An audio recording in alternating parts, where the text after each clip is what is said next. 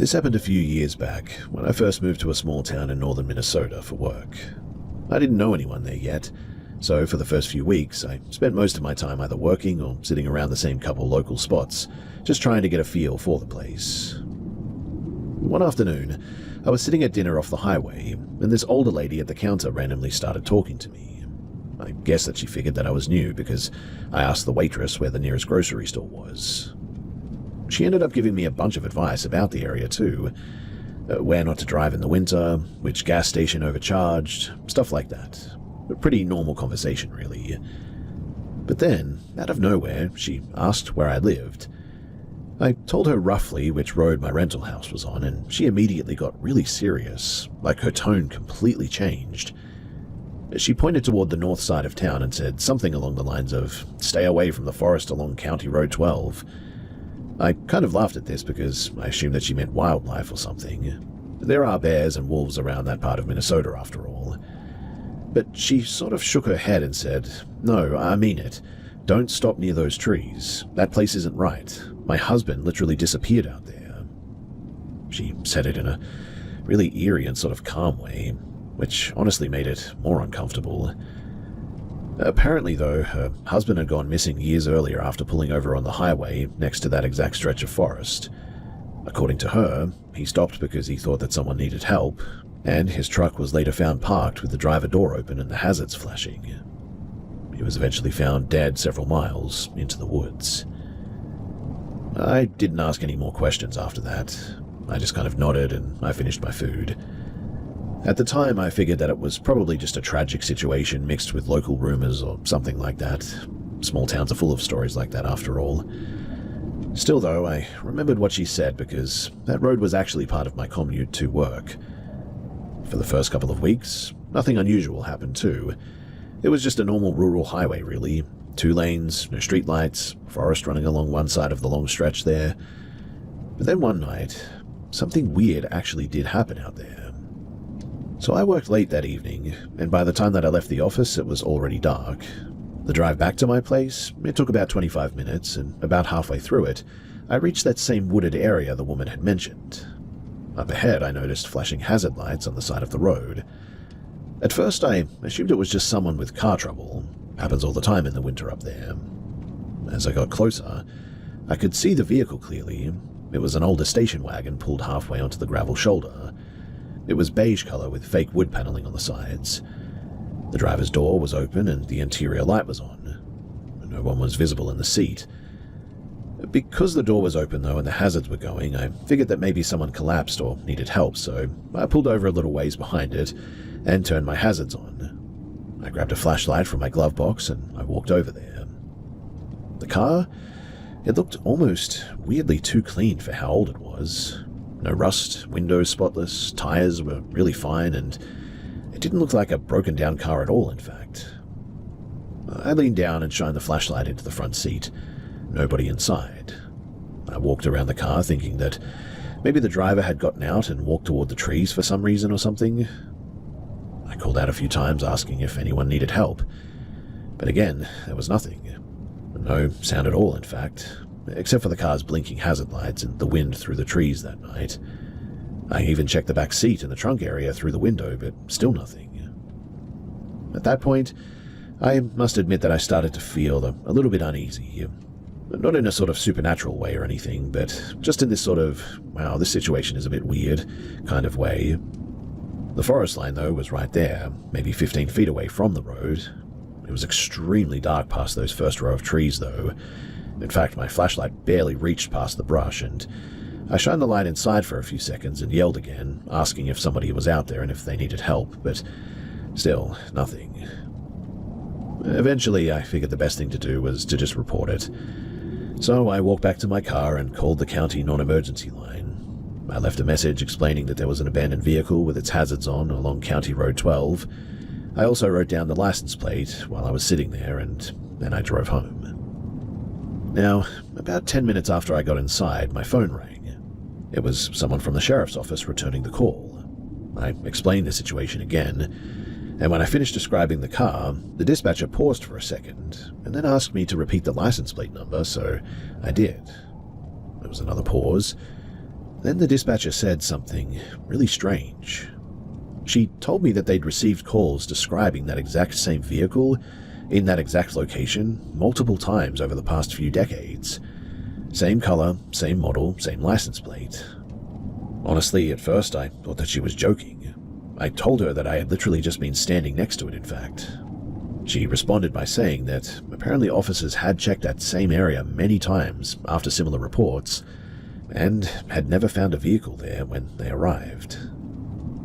Then she told me something else that made the whole situation way worse. So, apparently the husband of a woman who used to live in town had gone missing near that same stretch of road many years ago. His truck, it had been found parked with the hazards on and the door open in almost the exact same spot. His body was discovered days later, several miles inside of the forest.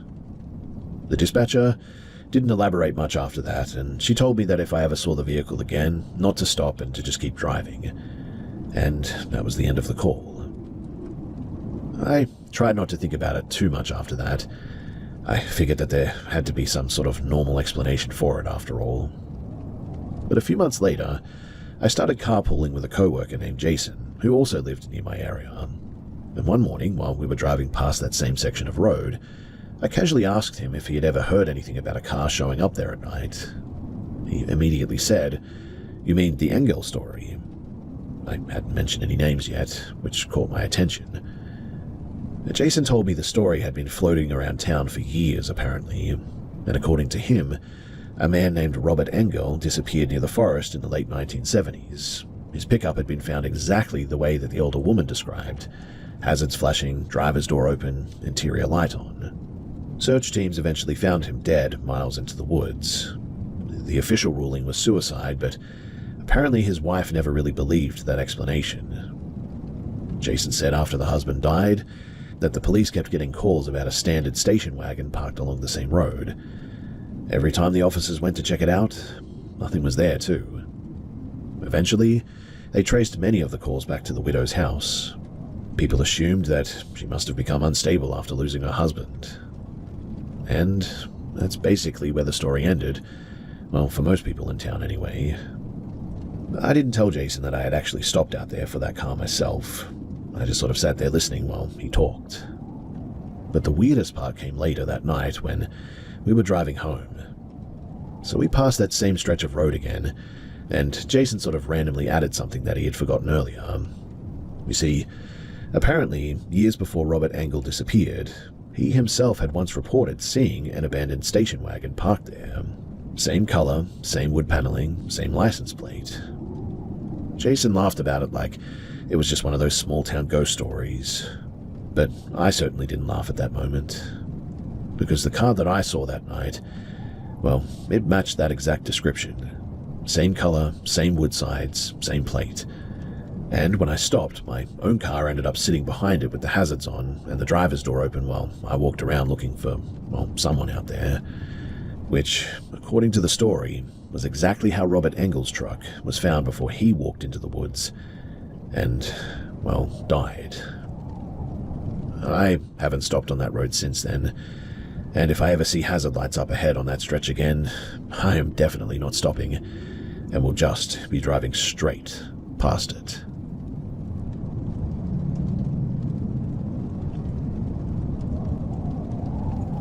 I'm 56 now, but this happened when I was about 31, back in the summer of like 2001 or something.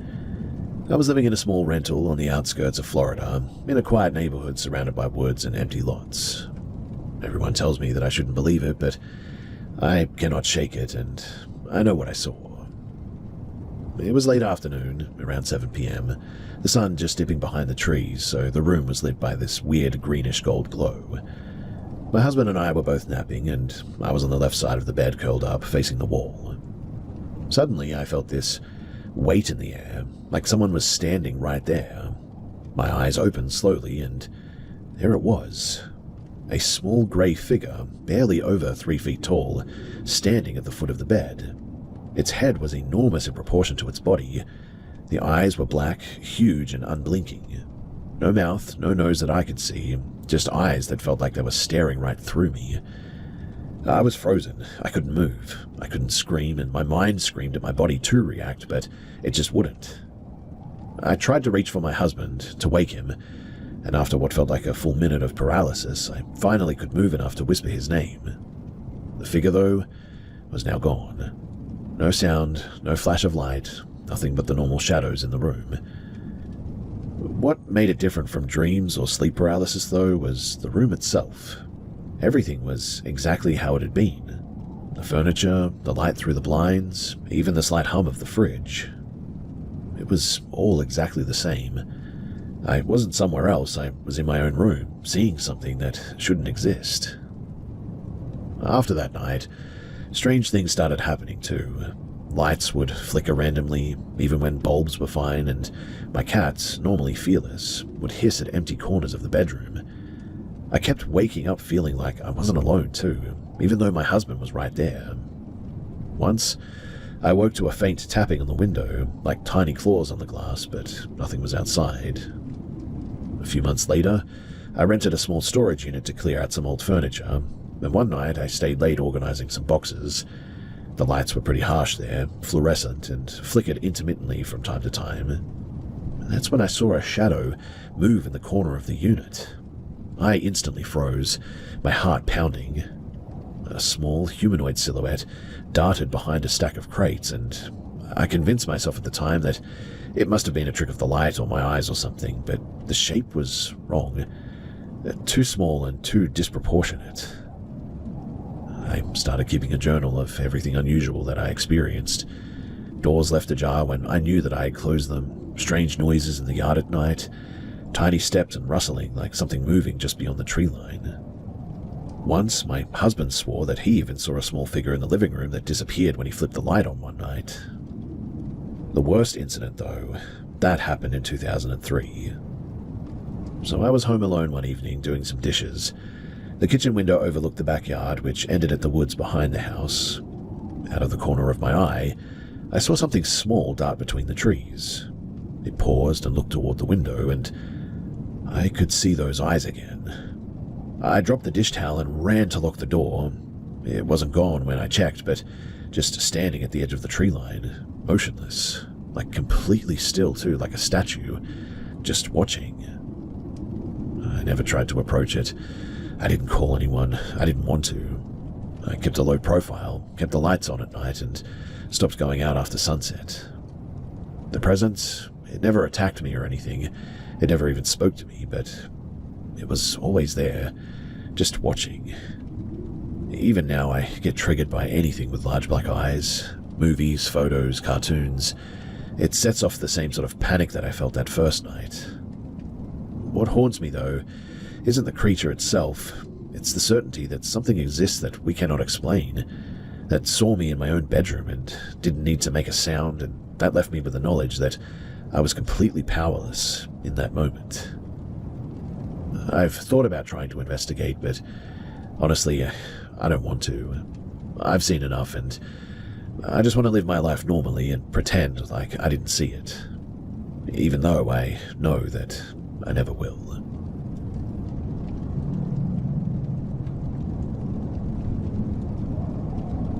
I'm sharing this because the whole thing started getting into my head, and I honestly didn't know who to talk about it. I'm not really someone who believes in supernatural stuff myself, so at first I assumed that there had to be some sort of normal explanation for it.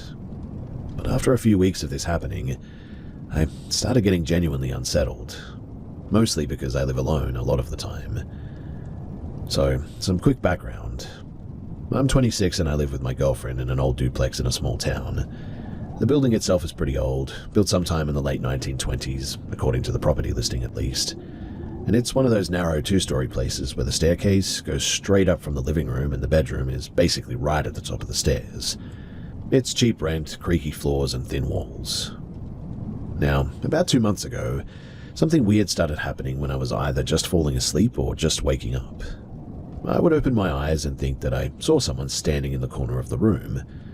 Usually it looked like a person-shaped shadow, not detailed, just the outline of somebody standing there. The moment that I'd actually move or turn on a light, though, it would be gone. The first few times I brushed it off immediately, as you can probably imagine. I figured that it was that thing where your brain is still sort of half dreaming or whatever. I'd heard people talk about that before, in fact. But it kept happening. Sometimes it looked like a person standing near the door, and other times it looked like somebody leaning near the dresser. Once it looked like something sitting at the foot of the bed. None of them moved or spoke. They just stayed there for maybe 10 or 20 seconds and then disappeared once I fully woke up. I mentioned it to my girlfriend casually one morning, and she basically laughed at it and said that I was probably just exhausted. Honestly, too, at the time, I just sort of agreed with her. But then something happened about 3 weeks ago that made everything a lot harder to ignore. My girlfriend had stayed the night at her sister's place because they had to leave for an early road trip the next morning, so I was alone in the house that night. Around midnight, I went to bed and I fell asleep pretty quickly. But sometime later, I woke up to the sound of somebody walking upstairs. Our stairs are pretty loud, so it's easy to hear when somebody is coming up there. I remember hearing 2 or maybe 3 steps and then what sounded like somebody quietly talking. My first thought was that my girlfriend had come home early and was on the phone or something. Our bedroom doesn't have a normal door. The previous tenant had replaced it with this weird sort of heavy curtain thing. I heard the curtain shift like somebody pushed through it. At that point, I was still half asleep and facing the wall, and then the mattress dipped behind me. Not slightly either. It felt exactly like when somebody crawls into bed. I mean, I could feel the mattress compress and shift the way that it does when another person's weight settles on it. A second later, too, I felt what seemed like an arm rest across my side. Since I assumed it was my girlfriend, I didn't question it at all, too. I just stayed there, started drifting back towards sleep, and then something clicked in my brain, and I mean, she wasn't supposed to be home at this point. That realization, it hit me like a jolt of electricity as well. I woke up instantly, but didn't move. My brain went straight to the worst possibility that someone had broken into the house and had gotten into bed with me. I was staring at the wall, completely stiff, trying to decide what to do next. The pressure behind me, though, was still there. The bed still felt weighed down. I stayed like that for maybe 30 seconds as well, just trying to figure out whether to turn around or run. Finally, though, I decided to do something. I pulled my arm back and swung it behind me as hard as I could, aiming where I thought somebody's head or shoulder would be. And the moment that my arm moved, the weight on the mattress suddenly vanished, just gone. Not like somebody rolled away, not like someone jumped up. It literally just disappeared instantly. I spun around, though, and turned the lamp on. And when I did, the bed was empty. The curtain over the doorway wasn't moving. The room was silent. I got up and checked the entire house, and I mean every room, every closet. The front door was still locked, and there was nothing there. I didn't sleep again that night. And after that night, the weird visual stuff started happening even when I was fully awake during the day, which was really weird.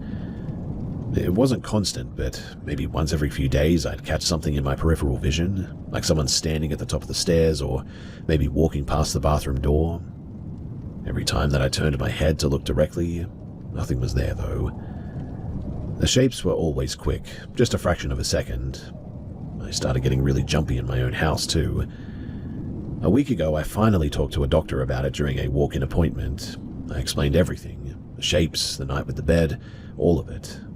The doctor asked a bunch of questions about sleep, stress, caffeine, that kind of thing. And eventually he said something that actually made a lot of sense to me.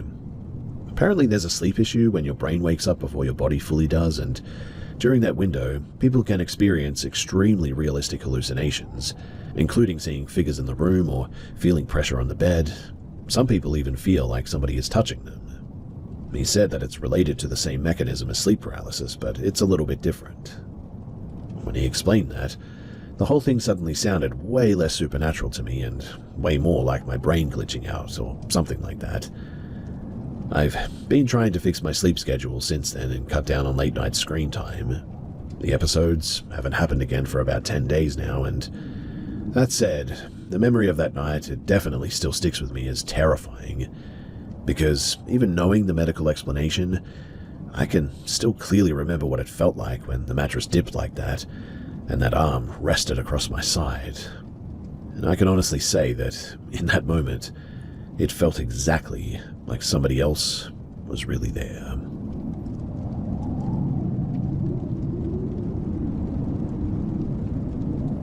This happened back in 2004 when I was 25, living in a tiny one-bedroom apartment in Baton Rouge, Louisiana. I was sharing the place with my then girlfriend, and it was one of those old buildings with creaky floors and peeling paint. The hallway outside of our apartment, it was dimly lit at night, which always gave the place a bit of a weird vibe, but I tried not to think too much of it. Now, I usually sleep with the lights off, and I kept my bedroom door open like I always did. Never really locked it either, and, it was just me and her, so why even bother, right? That night, I woke up at around 2:30 in the morning to use the bathroom at some stage. Nothing unusual, just the normal half-asleep sort of shuffle across the creaking floors. And after finishing, I went back to bed and I tried to settle back in. I was lying on my left side, facing the door, and I was just drifting back towards sleep when I noticed something. At first, I thought it was a trick of the shadows from the streetlight filtering through the blinds. But then I realized it wasn't a shadow. It was a figure in the doorway. It looked human as well, but wrong. Wrong in every way. It was hunched over with long matted hair hanging past its shoulders, like it hadn't been washed in years. Its skin was pale, almost grey, and there was something grossly bulky about the way that it moved, like it was too big for its frame. The face was mostly obscured, but I swear that I could see a twisted smile. Its eyes, they weren't bright or glowing or anything, but just sort of empty, like it wasn't really alive. I instantly froze. My heart practically jumped out of my chest. My girlfriend was sleeping right next to me, and I didn't want to wake her. I wanted to scream, but my voice felt sort of suddenly trapped. I slowly turned toward her, hoping that maybe I had misseen something, but when I looked back in the doorway, it was standing at the side of the bed now, its bulky shoulder just above the mattress. I tried to ignore it, told myself that I must just be seeing things.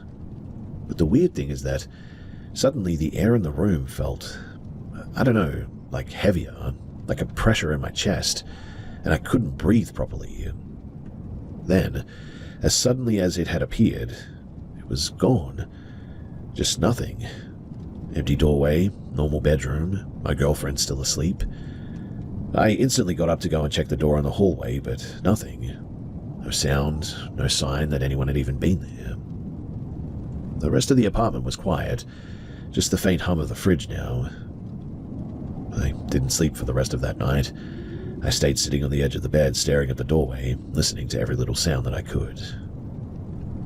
The next morning, I told my girlfriend something weird happened, but I couldn't really explain it. I couldn't make it sound real without sounding insane, I think, and so she shrugged, thinking that I was just spooked by shadows or the old building creaks or whatever. After that night, things escalated slightly over the next week, though. I would wake up hearing like heavy breathing in the room, or the floor creaking like somebody was pacing around, but the apartment was empty. I checked multiple times. One night I even woke to the sound of scratching at the closet door. Another night I felt a hand brush my arm while I was lying in bed, but when I looked again, there was nothing. I stopped leaving the bedroom door open after that, always locked it, even during the day. I started keeping a baseball bat near my bed too, if that would even help, but eventually I moved out of that apartment about 3 months later. But I've never forgotten that, thing really is the best way to describe it. Even now, if I see a shadowy shape in a doorway at night, my stomach instantly drops. I've even scared myself a few times that way, checking the new place, but thankfully nothing's been there yet. I've never really told too many people about this because, look, I know how crazy it sounds, and who knows, maybe it was just a hallucination or sleep paralysis or something. But all I can say is that everything felt real. The room didn't change, the shadows matched the furniture. I think I was awake. I could move after a moment. I can still feel the pressure in the air when I think about it, though, and it's like it was standing there just sort of waiting for something to happen. I have done a little bit of research on this, and I don't know if it was a hag or some kind of a spirit or just my mind going crazy, but I will never leave a door open at night again, that much is for sure. Has anyone else here ever experienced something like this that felt so real that it just could not have been a dream?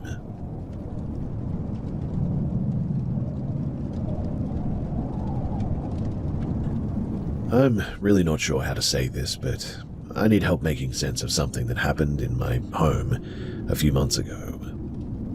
So we live in Nevada in a 2-story house. The layout is kind of awkward, living room and kitchen at the front, and then a narrow hallway leading to the bedrooms, a small playroom near the backyard, and the garage at the far end.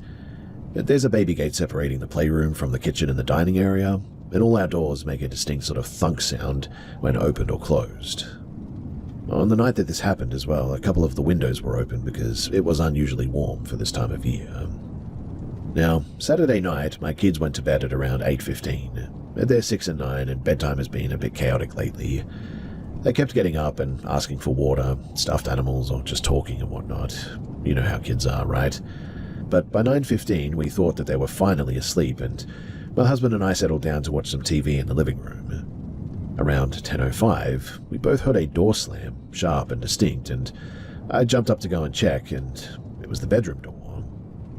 When I went to look inside, the 6-year-old was gone. At first I thought that she had wandered into the bathroom or maybe the playroom, but she wasn't there. We literally tore through that house too, under the beds, behind couches, inside of closets, the garage, even the backyard as well.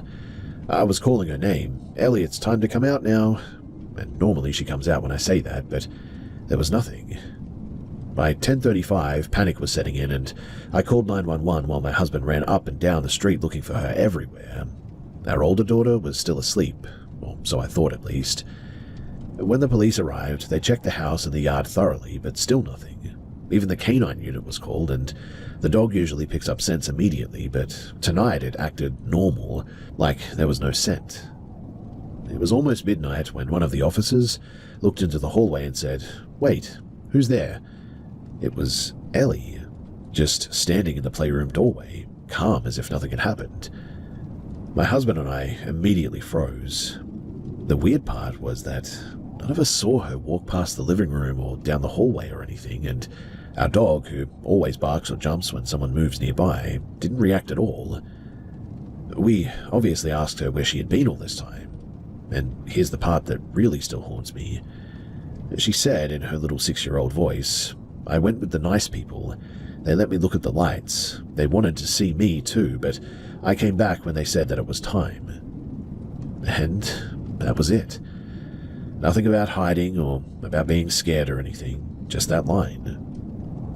My husband and I exchanged looks, and we asked who the nice people were, and she just smiled like it was normal and then just ran to bed. I've read about sleepwalking and dissociative states and even hallucinations in children, but nothing explains how she disappeared, like literally disappeared from that house for nearly 2 hours, how the dog didn't react, and how she could describe seeing something that she shouldn't have. She never said anything more and hasn't repeated it since then, but we moved the baby gate to block off the playroom completely, and I check every night that the doors are locked now, windows are closed, and both kids are accounted for. And I know a lot of people will say kids have wild imaginations or she was sleepwalking or something, but I'm telling you, this was not normal. And I mean, we and the police looked absolutely everywhere, and we just could not find her. So, if anyone has any logical explanation for how a child can disappear from a locked, monitored house for almost 2 hours, with the police searching and canines on the job and everything, without leaving footprints or triggering a dog, I would really, genuinely like to hear it.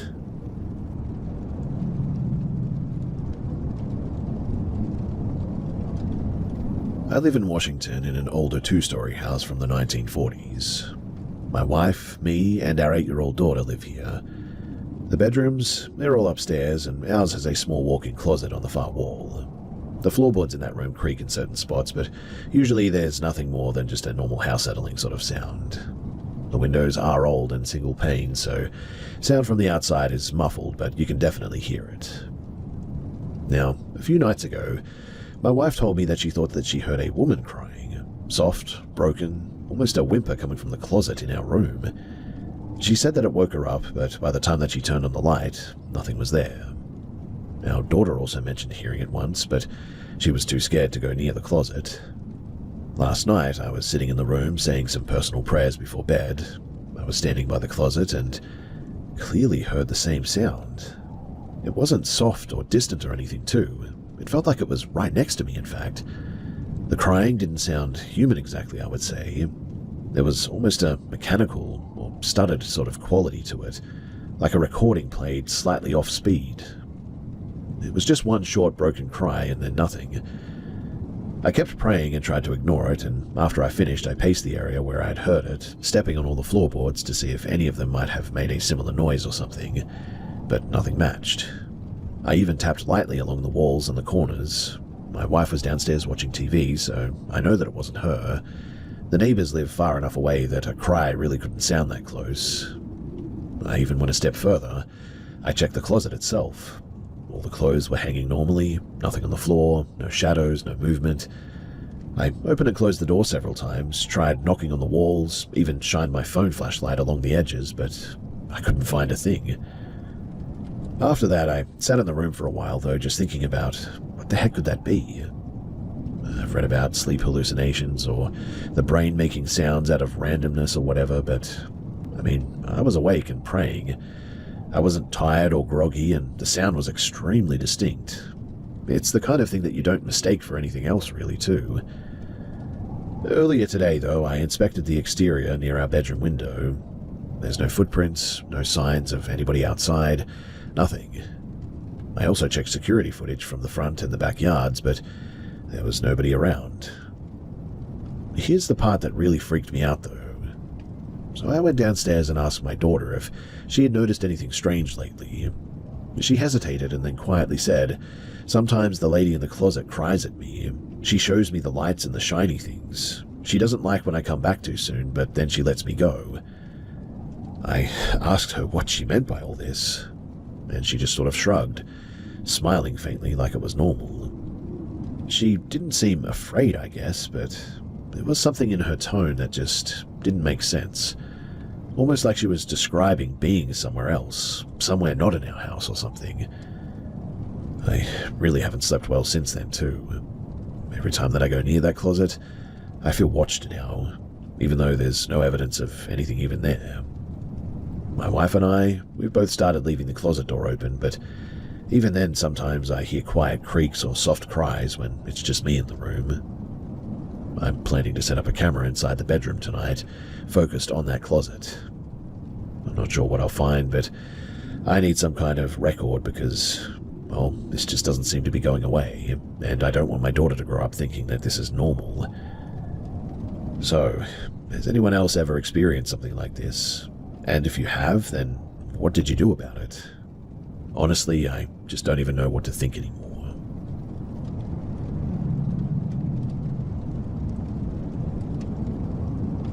So I grew up in southern Scotland, and there's a stretch of thick woodland just outside of the village that we used to call the Hollow.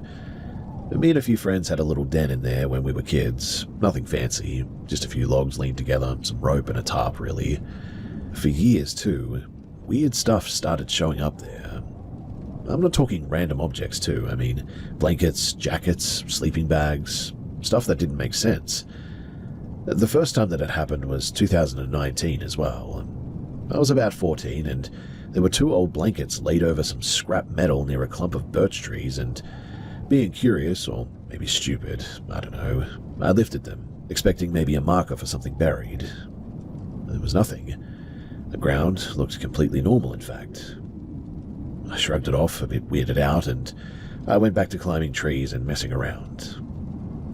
A few weeks later, though, I noticed one blanket was gone, and 2 jackets had appeared now. I didn't see anyone, and the jackets weren't muddy or worn. They looked almost new, in fact. Weird, but I didn't stick around. For months, it stayed like that, too. Sometimes empty, sometimes with bottles or cans scattered around. We'd see the usual trash from people walking nearby, near the country road there, but the jackets and the blankets always seemed deliberately placed. Then, in spring of 2021, it got weirder. Me and a friend, Callum, we went back there, and there was an old bike leaning against a tree. It wasn't a kid's bike, too. It was a decent adult bike. Rusted a little bit, but in solid shape, I would say. A dark green jacket was draped over the handlebars, and I checked the pocket, and inside were 2 small mussel shells. We're close to the coast here. some loose change, a couple of coins from Scotland and a few English pennies, a tiny scrap from a glue tube, it seemed, the kind that you get in DIY packs. On the back in pen was a series of numbers as well, lots of decimals, a time, 1540 I think it said, and the name of a small town in Cornwall. At the time I thought that it might be coordinates, but it didn't make sense. We never took photos, and eventually I lost that scrap years ago. After that, though, the place went quiet for a while. Then, in December of 2024, walking past, I found collapsed tents, sleeping bags, 3 jackets, and a couple of old blankets. It looked like somebody had set up camp and maybe had left or something. I thought that I would investigate properly later, but I never did because it felt off, I guess. Fast forward to last week, though, I finally went back alone, and everything was gone. Literally nothing except one blue coat draped over a branch, a couple of empty beer bottles, and a pack of amber leaf rolling tobacco, empty. I didn't check the coat pockets this time. But here's what really freaks me out. If someone is living there, I should have seen them by now, surely. I mean, I've walked around that woodland at all hours since I was 10. No footprints, no tents, no fires, no signs of anyone. Just objects appearing and disappearing all over the place. And they seem to rotate as well. Like one day there's a jacket there, the next day it's somewhere else and blankets show up, vanish and come back somewhere new, and then the jackets are back again. It really just doesn't add up. Where are they getting these things from, and who are they? And why leave them out for us like this to see? There's no path that they're using. I mean, I've mapped the entire area now. 2-mile radius, checked every corner, and I cannot find any evidence of repeated visits or anybody else out there. It's almost like the objects just sort of, well, appear on their own. The thing is that sometimes I do catch glimpses of shadows at the edge of the trees there when I'm walking past. Not fully formed and just flashes, but nothing that I can really identify, and sometimes there's a sort of faint smell too, almost like rotten meat or something, right where a blanket or a jacket appears too. I don't know what it is. My friend stopped going a few years back saying that it was creepy, and honestly, I cannot argue with that. I've thought about staying late one night to try and see it, but the woods feel different after dark there. Silent in a way that's really sort of unnatural. Even sharing this now, I can feel my heart sort of picking up a bit. I've tried logic. I mean, someone collecting old clothes and moving them around, maybe, but why leave the mussel shells, the coin change, and the strange pen markings there? Why rotate the objects like a puzzle that, really, I'm the only one who's going to notice it? I don't have answers, and I've walked past that hollow dozens of times since I saw the blue coat, and I still check basically every week. Sometimes I swear that I see movement in the corner of my eye, but every time that I turn, there's nothing ever there. If anyone has an explanation for how this is possible, I would love to hear it. Again, I've been coming to this place for years now, almost every week, and I still have not seen a soul there. Or if you've seen something like this, stuff appearing and disappearing in the woods like this with no trace of anyone living there, well, it would at least be nice to know that I'm not losing it alone.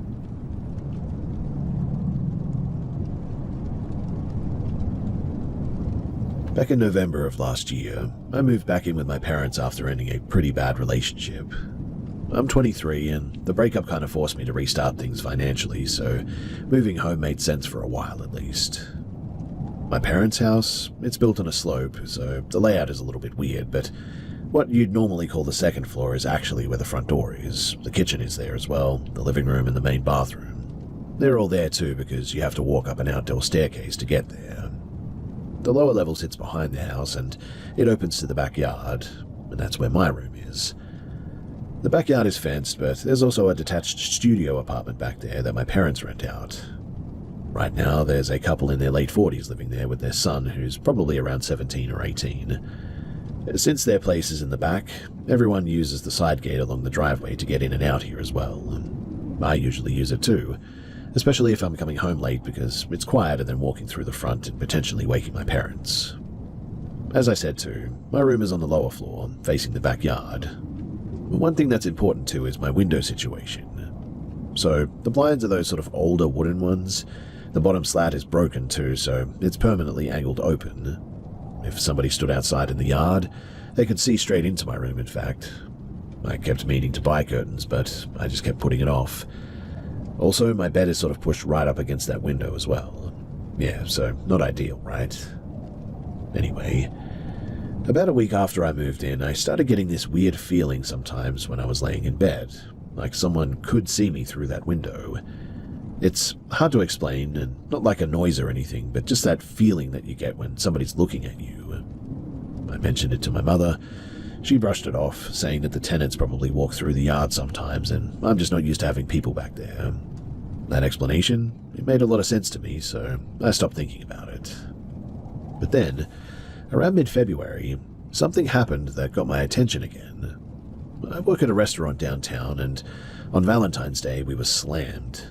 I ride a bike to work most days, and when my shift ended at around midnight, I went outside and noticed that my rear tire was completely flat, like totally dead.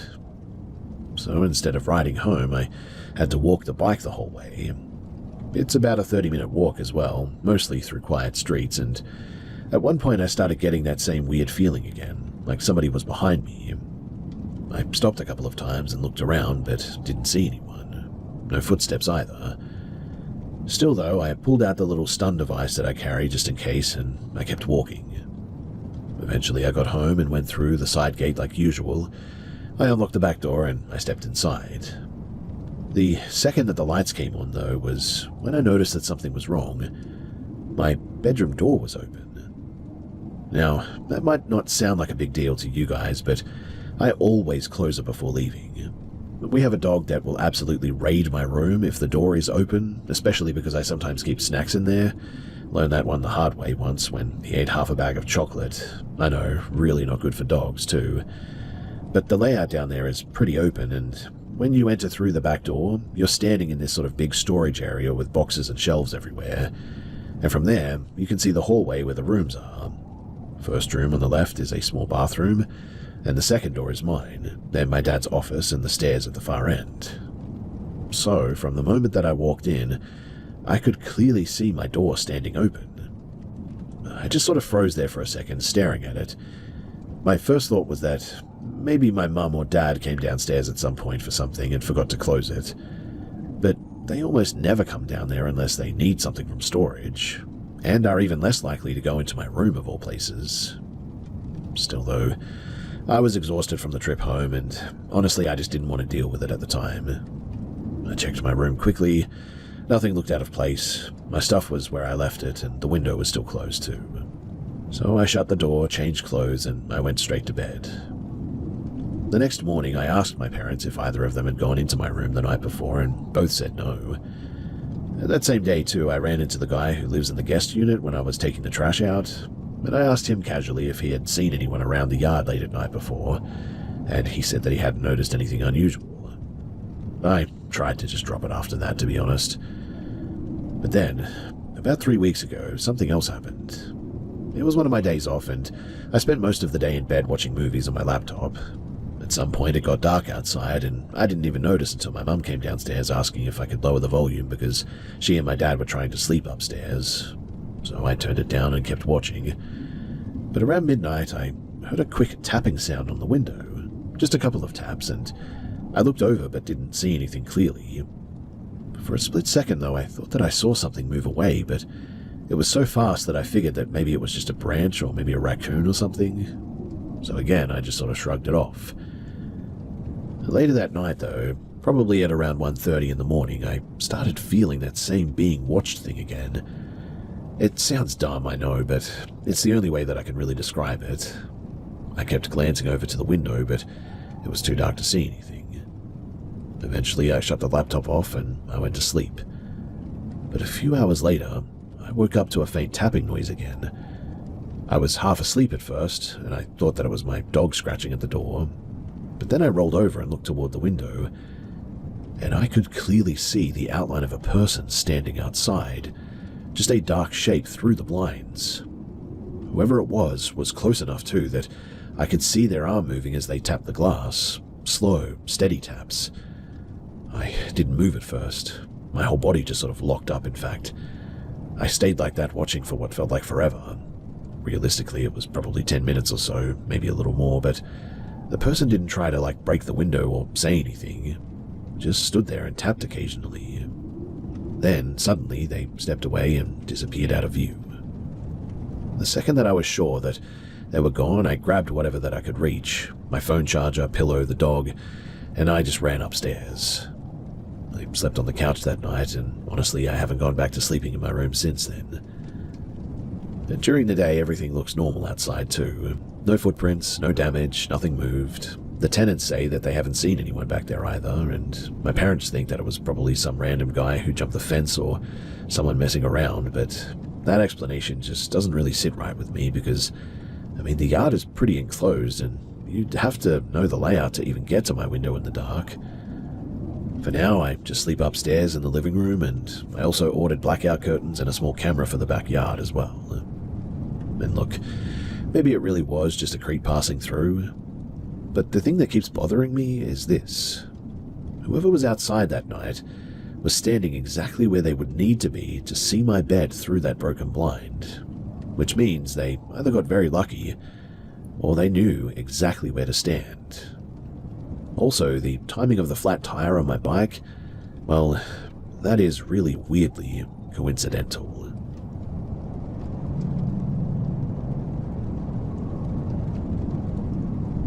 When I was about 17, around 2003 or 2004, things at home were pretty tense most of the time.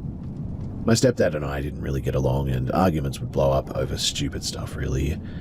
If things got heated enough to, I'd either get told to leave for the night, or I'd just grab my jacket and walk out before it escalated. It happened often enough, too, that wandering around late at night became pretty normal for me. This was in a small coastal town, too, and not a big city or anything. Most nights after midnight, the streets were completely dead. I'd usually just sort of walk loops through the same few neighborhoods until I cooled off or got tired enough to head back. One night, I remember pretty clearly because it was cold and quiet in that weird way where you can hear your own footsteps echo a bit. It must have been around 1:30 or 2 in the morning. I was walking uphill toward the street after being out for a couple of hours. There were no other people around, no houses with lights on, nothing. And about halfway up the hill, I heard a car coming from behind me. At first, I didn't think anything of it. Cars pass now and then on the street, even late. But this one slowed, and it got really close to me.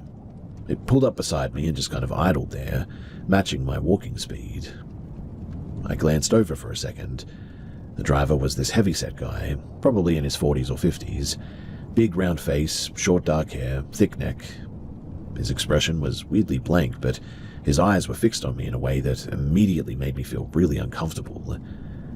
He leaned slightly toward the open window and said something like, "Hey, come here a sec." Not aggressive exactly, but not friendly either. Just very direct.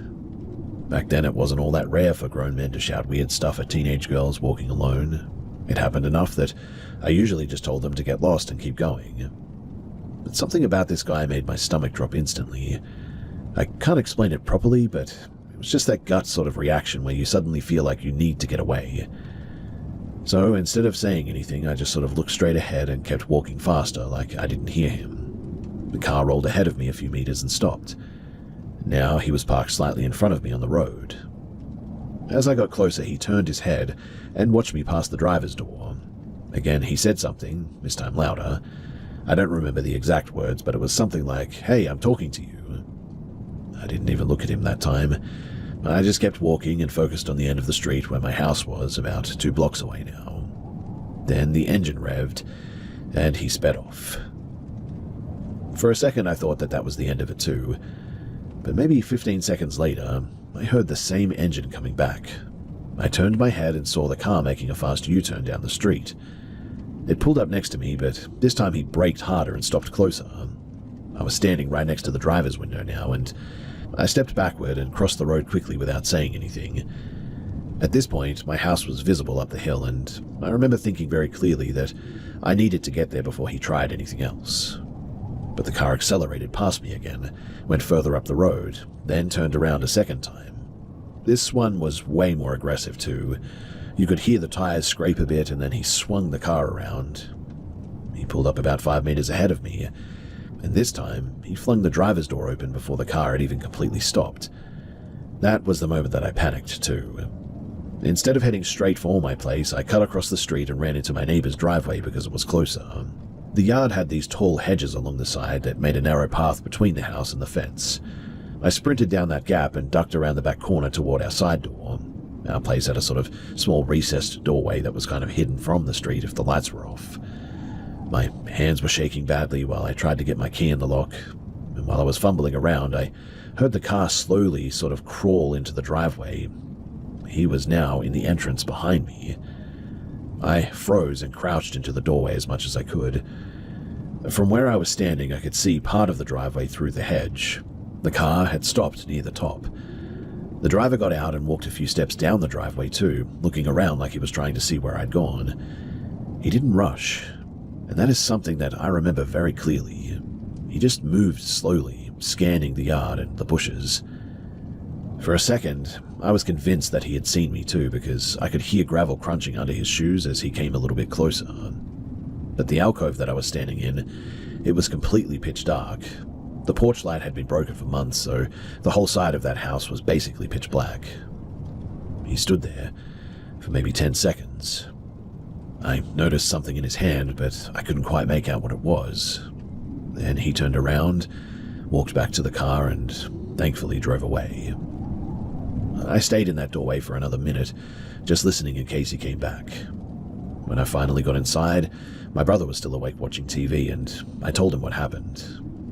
He sort of laughed it off at the time, saying that the guy was probably just drunk or something. We were both teenagers, so it didn't really sink in just how weird that situation was until later. After that night, though, I tried to avoid walking around that late by myself, but life moved on, and eventually I stopped thinking about it. Then, about 5 or 6 years later, I was watching the news and they showed a mugshot of a man who had just been arrested for a string of attacks on women across several towns in the region. I mean, kidnappings, assaults, a couple of murders that had gone unsolved for years, apparently. The camera stayed on his photo for a while, and I suddenly felt this weird jolt of, recognition. It was the same heavy round face, same dark eyes that looked kind of empty. The report said that he'd been operating through the early 2000s, mostly targeting women walking alone late at night.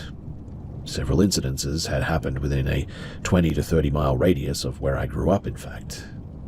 Now, I am not saying that it was definitely the same guy. I mean, I cannot prove that, but man, the timing, the area, and the way that he behaved that night, it all lined up way too neatly. Back when it happened too, I shrugged it off pretty quickly. I was young and figured that weird stuff just happened sometimes. Now I'm in my 30s with kids of my own, and when I think about that night, it bothers me so much more than it used to. Mostly because I keep replaying how easily things could have gone differently if my house had been just even 1 block further away, or if that side door light had been working. Anyway, that's why I get nervous when I see teenagers wandering around alone at night now, and at the time it just felt like some creepy guy being annoying, but looking back, I'm not sure that that's all that it really was.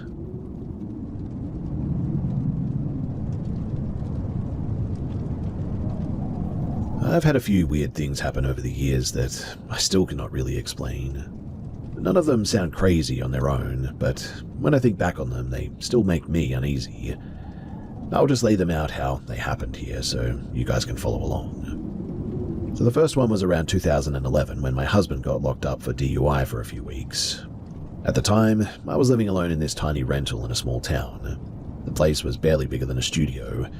The front door opened into a combined living room and kitchen area, and there was a short sort of hallway that led to the bedroom and the bathroom. From my bed, I could see straight out into the kitchen if the bedroom door was open as well.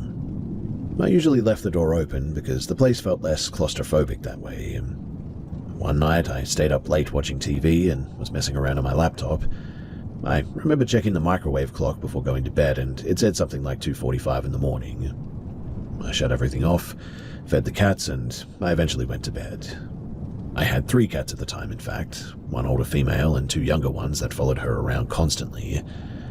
I must have been drifting in and out of sleep too when something woke me suddenly. I didn't know what it was at first. I was sort of just lying there half awake trying to figure out why I was so alert suddenly. But then I heard it.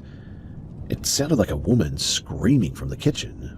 Not yelling words, but just a loud, sharp scream like someone had gotten hurt or was surprised or something. It only lasted maybe a second or two, but before I could even sit up, all three cats bolted into the bedroom at full speed. Their claws were sliding on the floor like they couldn't get traction, and they jumped onto the bed immediately. What freaked me out too was how they positioned themselves. The two younger ones pressed themselves tight against my sides like they were trying to hide against me, and the older one sort of climbed right onto my back. All three of them were stiff though, ears pinned down, eyes wide open. They stayed like that too for at least half an hour. They didn't move when I tried to shift them around, and normally if I moved even a little bit, they'd jump off the bed, but that night they stayed locked in place all night. I kept listening for something else in the house, but I never heard anything else. At one point I grabbed my phone and I turned the flashlight on and I pointed it toward the kitchen area, but nothing was out of place. The back door was still locked. The cats didn't relax though until it started getting light outside. The weird thing is that animals usually calm down after a minute or two if they get startled like that. But that night they stayed tense until sunrise, like they were waiting for something. I never figured out what that scream was. And a couple of years later, something else happened that bothered me for a completely different reason. I was staying with my family in a small property just outside of Tucson. My brother had a place there, and my nephew was about 3 at the time, I think. The houses on the property, they were arranged kind of weird there, and my brother's family lived in the main house, and I was staying in a small converted garage at the back. And one morning, I got up early and went to shower before everybody else woke up. I had just turned the water on when I clearly heard my nephew yelling my name from outside. Not just talking, but yelling like kids do when they want your attention. I heard him call me twice, in fact. So I shut the water off, grabbed a towel, and I ran outside, thinking that maybe he had gotten into something or hurt himself. But the yard? It was empty. My brother was standing in the doorway of the main house drinking coffee, and I asked where my nephew was. He looked confused and said that the kid was still asleep inside. Then he asked me if I had just heard him yelling, because apparently he had heard it too. We both went inside and checked, and sure enough, my nephew was passed out in his bed. That one always bothered me more as well because, well, 2 of us heard the exact same thing. A while after that, my husband and I were renting a different place with a roommate in Spokane. This one happened super early in the morning, maybe around 4:30 or so. So, the 3 of us were awake because my husband woke early for a shift, and we were all sitting near the kitchen window smoking before he left.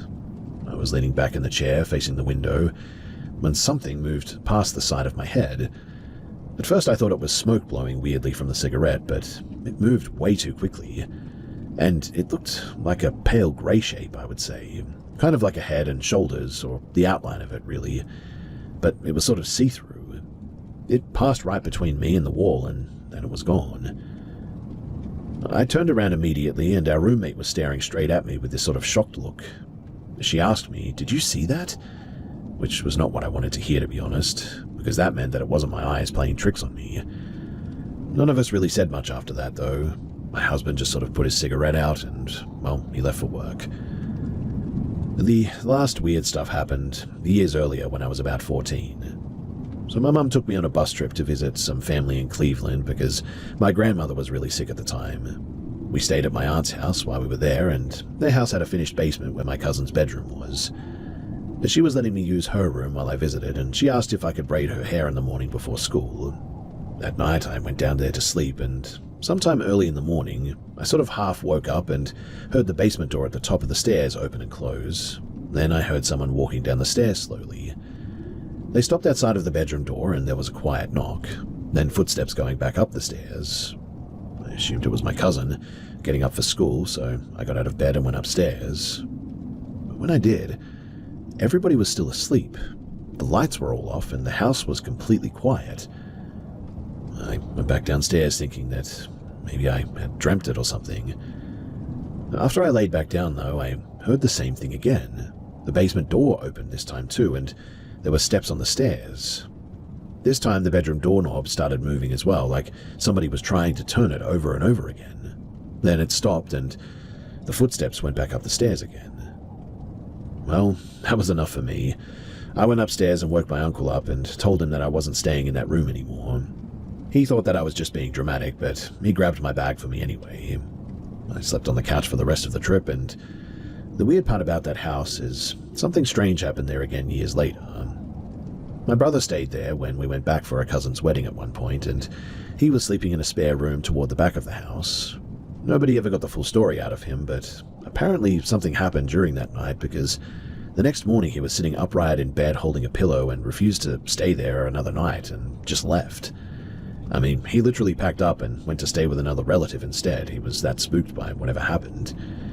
He still won't explain what happened to this day as well. A few months after that, there was an electrical fire that started in the same back room. It spread fast enough that most of the house had to be rebuilt, in fact. I'm not saying that any of these things are really connected in any way. I mean, they probably are not, but old houses make noises and people hear things wrong. Brains do weird stuff when you're half asleep, right? But those moments, they always stuck with me because each time somebody else was there who heard or saw the same thing. And really, that's the part that I find the hardest to explain.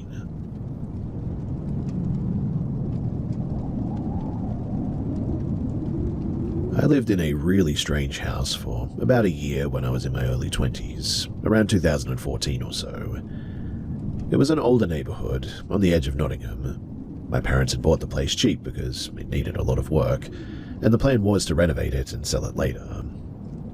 At the time I was still living with them, so I ended up staying there during most of the renovation. From the outside, the place just looked like a normal older terrace house, I guess. Inside it was a bit odd though. There was this partial upper level built into the main room, kind of like a mezzanine platform that overlooked the living area. The previous owners had turned that space into a small bedroom, and a cramped bathroom too. The bathroom up there was absolutely tiny as well. There was no window and just one weak ceiling light, and old plumbing that made noise all the time. It was the kind of room where you didn't want to stay longer than necessary because it felt really closed in.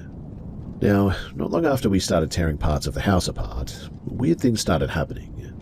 At first, it was small stuff. Like, I'd be downstairs watching TV, for instance, and I would see something move quickly along the mezzanine railing out of the corner of my eye. When I'd look directly at it, there was nothing there, though. It happened often enough that I stopped mentioning it because I figured that it was just my eyes adjusting to shadows or something like that. My mother had the opposite reaction, though. She thought that the whole thing was really interesting. If something odd happened, she'd literally talk into the room like somebody was there as well. She would say stuff like, "We're just fixing the place up," or "Don't worry about it." I always thought that that was a terrible idea, but she found it funny for some reason. Two things happened there that I still remember clearly too. The first one happened while I was using the upstairs bathroom. So one night I decided to take a bath because the shower downstairs had been ripped out during the renovation. It was probably around, 9 or 10 o'clock in the evening. My parents were somewhere else in the house working on drywall, I think, and while I was sitting there, I started hearing a tapping noise inside of the wall near the sink. At first it sounded like normal construction noise, so I ignored it. My dad had tools running half the time anyway, so it was probably just one of them. But after a few minutes, it didn't stop. It actually got more regular, like someone tapping their fingers on wood. I sort of sat up thinking that my dad might be drilling or hammering on the other side of the wall or something. That's when I noticed the toilet paper roll. It was spinning on its own. At first I thought that maybe the loose end had fallen and gravity was pulling it down, but that's not what it looked like. The roll was turning fast, like somebody was pulling the paper straight outward.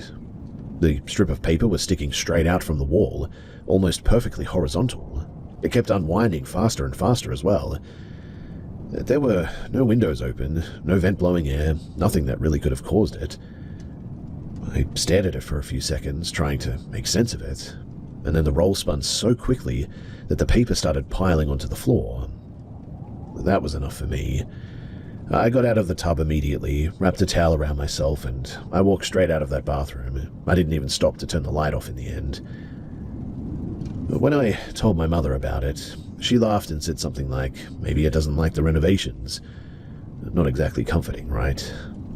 The second thing happened months later, after my bedroom had been moved downstairs, while we were remodeling the mezzanine area. So my new room was at the front of the house facing the street. It had these big built-in wardrobes along one wall that previous owners had installed there. The doors were old wood panels that creaked whenever the house shifted. I also had this tall metal floor lamp next to my bed that I bought from IKEA. It had a thin metal pole and a heavy base, and a lot of little things happened in that room over time.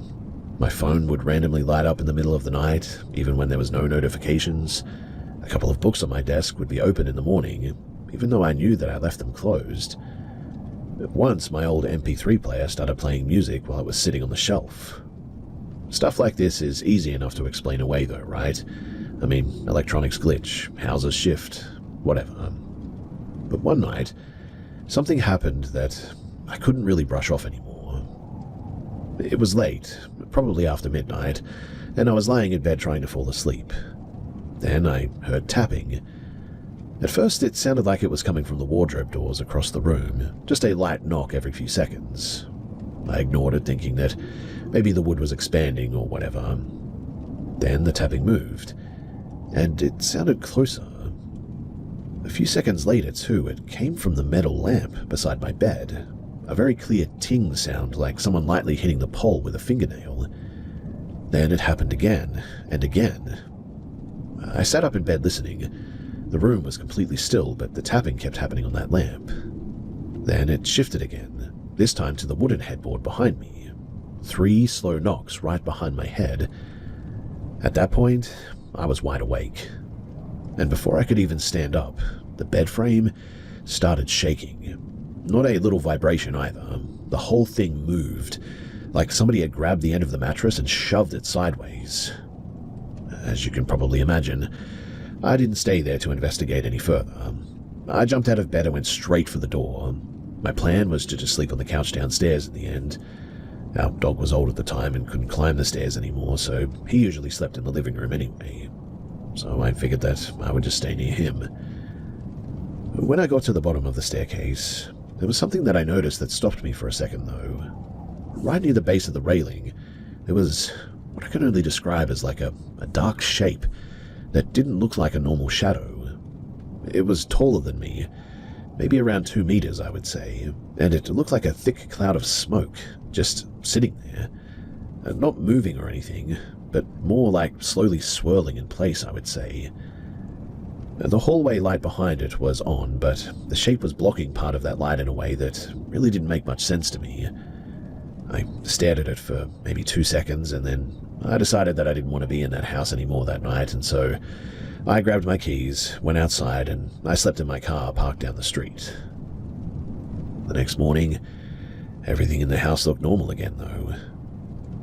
My parents stayed there for another few months until the renovations were finished. Nothing that extreme ever happened to me again, but I also stopped sleeping in that room after that. Eventually, they sold the place and we moved on. I still don't know what half of that stuff was.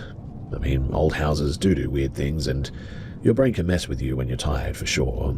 And some of that stuff, I'm sure, can be explained away as just glitches or whatever. But I know what I saw with that toilet roll, and I know that the bed didn't shake by itself. I also know that I saw that black, dark mass, and I also definitely remember choosing to sleep in a freezing car instead of going back inside that house.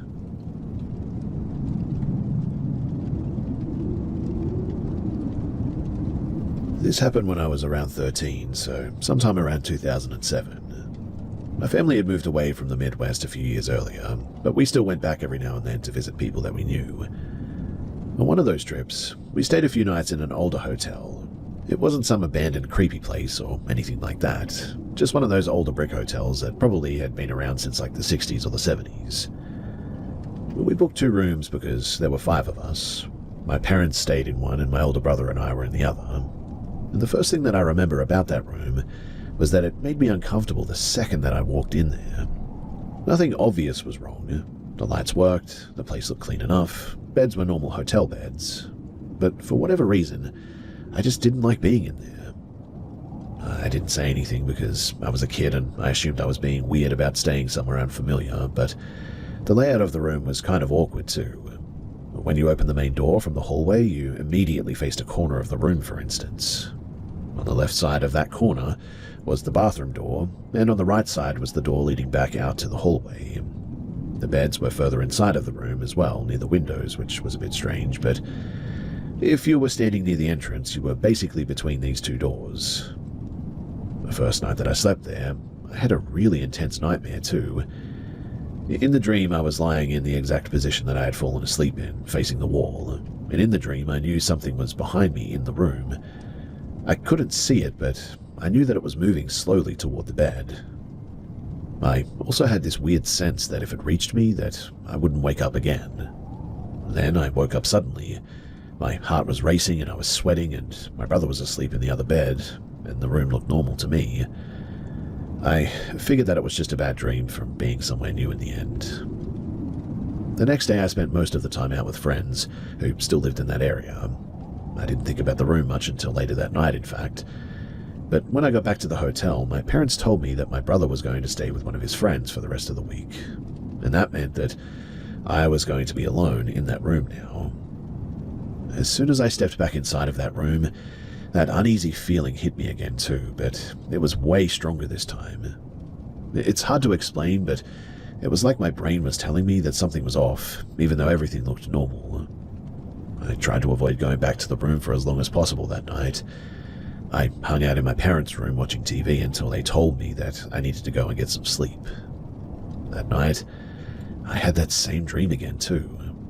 Same position in bed, same feeling that something was coming toward me from the other side of the room. Except this time, in the dream, it felt way closer than before. What made the dream extra strange too is that I could clearly see the wall in front of me, like the room lights were on, even though I knew that I was asleep.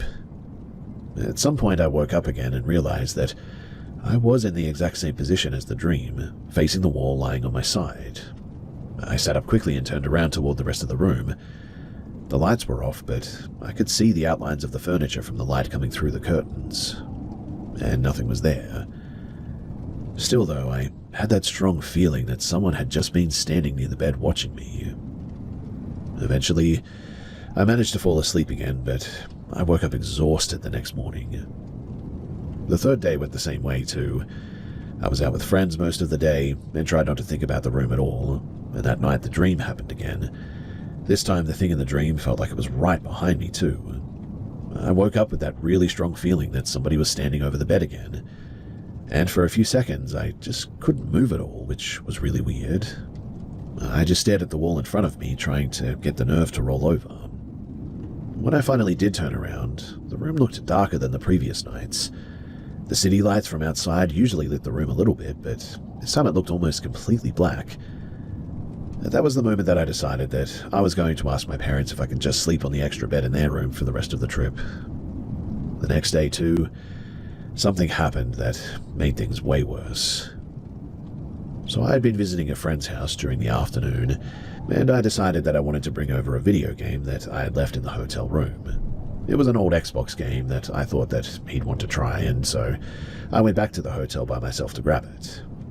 It was the middle of the day, bright outside, normal activity in the hallways, nothing strange. But the second that I unlocked that door, the room door, and stepped inside, that same uncomfortable feeling came back instantly. And I mean, it went from 0 to full panic mode in about 2 seconds this time. I started looking around the room for the game case, but I just couldn't find it anywhere. I checked the desk, the bed, under the TV, and then I heard a noise come from behind me. It sounded like the bathroom door slowly moving. I turned around immediately and saw that the door had opened a few inches now. I thought that maybe it hadn't latched when I left earlier. Old hotel doors can do that sometimes. The problem was that my bag was sitting on the floor right next to the bathroom door, so if the game was anywhere, it was probably going to be in there.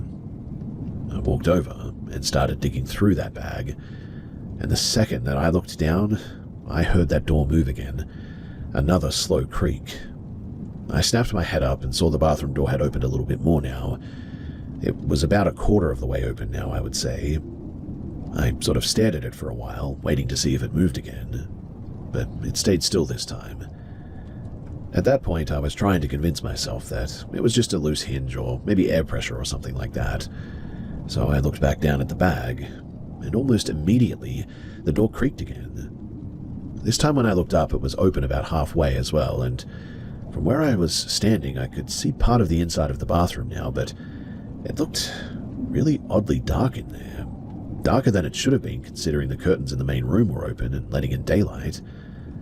Well, at that point, I didn't care about the game anymore. The problem was, though, is that leaving that room, I had to walk right past the bathroom doorway because the way the entrance was set up.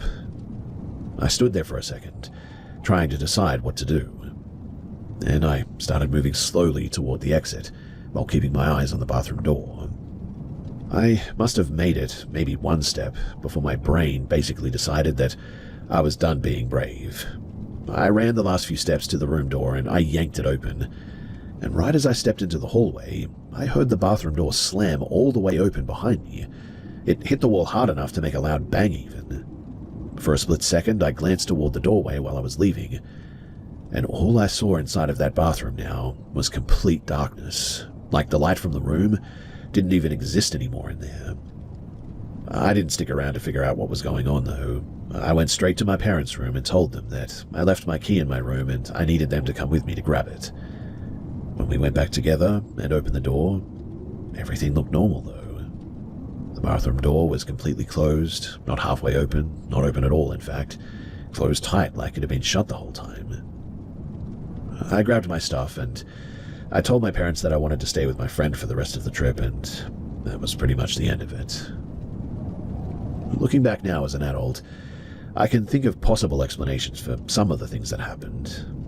I mean, old doors move on their own, lighting can play tricks on you, and being tired can make your brain jump to conclusions, but I still remember how that door only moved whenever I looked away from it. I will never forget the darkness in that room, just how completely dark it actually was. And I also remember hearing it slam open the exact moment that I ran out of that room.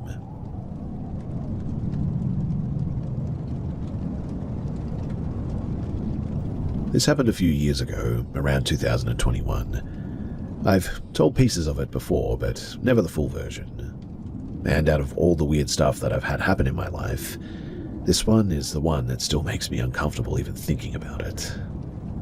A quick bit of context first, though. I'm not someone who thinks every strange noise is a ghost or whatever, but I do get this really strong gut feeling sometimes when something is off. I don't mean seeing spirits or anything dramatic like that, just this sudden feeling like you're not alone or that something is wrong. My mum is the complete opposite, though. She thinks every paranormal story has a normal explanation for it. Anyway, my mum and my aunt and my younger cousin and I, we took a trip in late summer in 2021. We rented a small vacation house for about 5 days. The main plan was to spend most of the time going to the parks, so the rental was just supposed to be a place to sleep. The house itself wasn't big. When you walked in the front door, there was a kitchen directly ahead, and to the right was a short hallway that had the bathroom and 2 small bedrooms. One of those was mine, and the other was my mum's. On the left side of the house, there was a living room and another bedroom where my aunt and cousin were staying. Pretty normal layout, really. Nothing that really stood out. So the first day was completely uneventful, to be honest. We got there late afternoon, unpacked, ordered some food, watched TV for a bit, and everyone went to bed. No weird feelings and nothing strange. The second night is when the first thing happened. So I was still awake at around 11 p.m. scrolling through my phone. The house was quiet, so I assumed everyone else had already gone to sleep, and my bedroom door was closed, but the wall behind my bed connected to the kitchen area. After a while, I started hearing the microwave keypad being pressed. Not the microwave actually running, but just the buttons making the little sort of electronic beep sound over and over again. It happened a few times too in a row. I figured that my cousin had gotten up to eat something. She was always snacking late at night. But the microwave never actually started, just the random button sounds. After a minute or two it stopped, and I went to sleep thinking nothing of it really. The next morning, while we were driving to one of the parks, I sort of casually asked who was messing with the microwave late the night before, and everyone said that it wasn't them. My cousin actually said that she heard the same beeping through the wall and assumed that I was the one out in the kitchen. We joked about it for a minute and then we moved on. That night, though, things got stranger. So we got back from the park exhausted, and everyone went to bed early that night. I was again the last person awake, probably around 10 or 10:30, and not long after I turned the lights off, I started hearing knocking behind my bed. At first it sounded faint, just a tap every once in a while. I assumed it was someone in the neighboring rental unit, or maybe pipes in the wall or whatever. But after about 10 minutes, it got louder and more regular, almost like somebody was tapping their knuckles on drywall. I turned my lamp on and the knocking stopped immediately, and when I turned the light back off, it started again. That alone was pretty annoying, but not terrifying. But what actually scared me happened about an hour later. So, I was lying there staring at the doorway because I couldn't fall asleep that night. The hallway light outside of my room was on, so I could see part of the doorway. And then I saw what looked like a small white ball of light moving slowly into the room. It came from the hallway area, and it floated about halfway across the room before quickly disappearing back toward the door. It lasted maybe 2 seconds, I would say, but I sat up instantly because I thought it might have been a reflection from a car outside or something. But the window in that room faced the backyard, and there were no cars back there as far as I knew. At that point, I turned the lights back on, and I left them on that night. For the next couple of hours, I kept hearing the same things too, knocking on the wall behind the bed, then from the bathroom wall, and occasionally those microwave buttons beeping again from the kitchen. This went on until around 2 in the morning as well, before everything finally stopped and I managed to get a little bit of sleep. The next day, I told everyone what happened, and nobody took it seriously. My mum especially thought that I was exaggerating because I'd already told them about the microwave thing the night before. I dropped it in the end and I went out again for the day. But here's where things really escalated. So on the 4th day, my aunt and my cousin left early for a volleyball tournament, about an hour away. They planned to stay overnight near the venue, so it was just going to be me and my mum at the house that evening. Around 8 p.m, we were both sitting in her room watching TV when I heard the knocking again, same exact spot behind my bed down the hallway. I didn't even say anything at first because I figured that she would just brush it off again. But after a minute, she looked at me and said, "Do you hear that?" Then it moved. The tapping started coming from the bathroom wall instead, then from somewhere in the living room area. Not super loud, but definitely noticeable. We both got up and checked around the house thinking that maybe someone was outside or something was hitting the walls or something, but there was nothing that we could find. Then we heard something fall in the other bedroom across the house, a loud plastic clatter. It sounded like a bottle getting knocked off of a table. We went to check and found a water bottle on the floor near the bed. It had been sitting upright on the dresser earlier, though. At that point, my mum started taking it a bit more seriously, and while we were standing there, the knocking started again, but this time it was coming from multiple spots around the house. Walls, kitchen area, hallway. Not constant banging or anything dramatic, but just taps from different directions. But it definitely kept happening, and we were both hearing it. The atmosphere in the house started feeling really uncomfortable all of a sudden too. Hard to explain, but both of us definitely felt it. We decided then that we were done staying there for the night. So we started packing up our bags to go to get a new hotel, and while I was carrying my duffel bag down the hallway toward the living room, I heard footsteps directly behind me, heavy ones, like someone walking right on my heels. I turned around immediately, but my mum was still in her room on the other side of the hallway, and no one was there. That was the moment that I just said out loud something like, "All right, we're leaving." And the weirdest part of the whole situation happened right then. Everything stopped. No more knocking, no more sounds. The weird tension in the house just disappeared all of a sudden. We still left anyway and stayed the night at a hotel nearby because, well, we were too freaked out to stay any longer.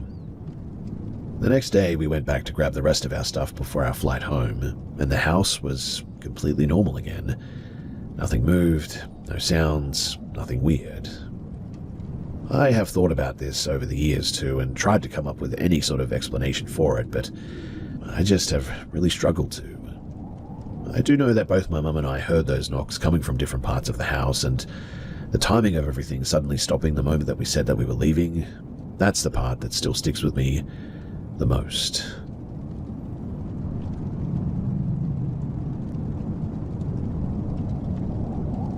This happened when I was in my early 20s while I was studying nursing. I think it was around 2016 or maybe 2017. The university had student housing, specifically for nursing and midwifery students.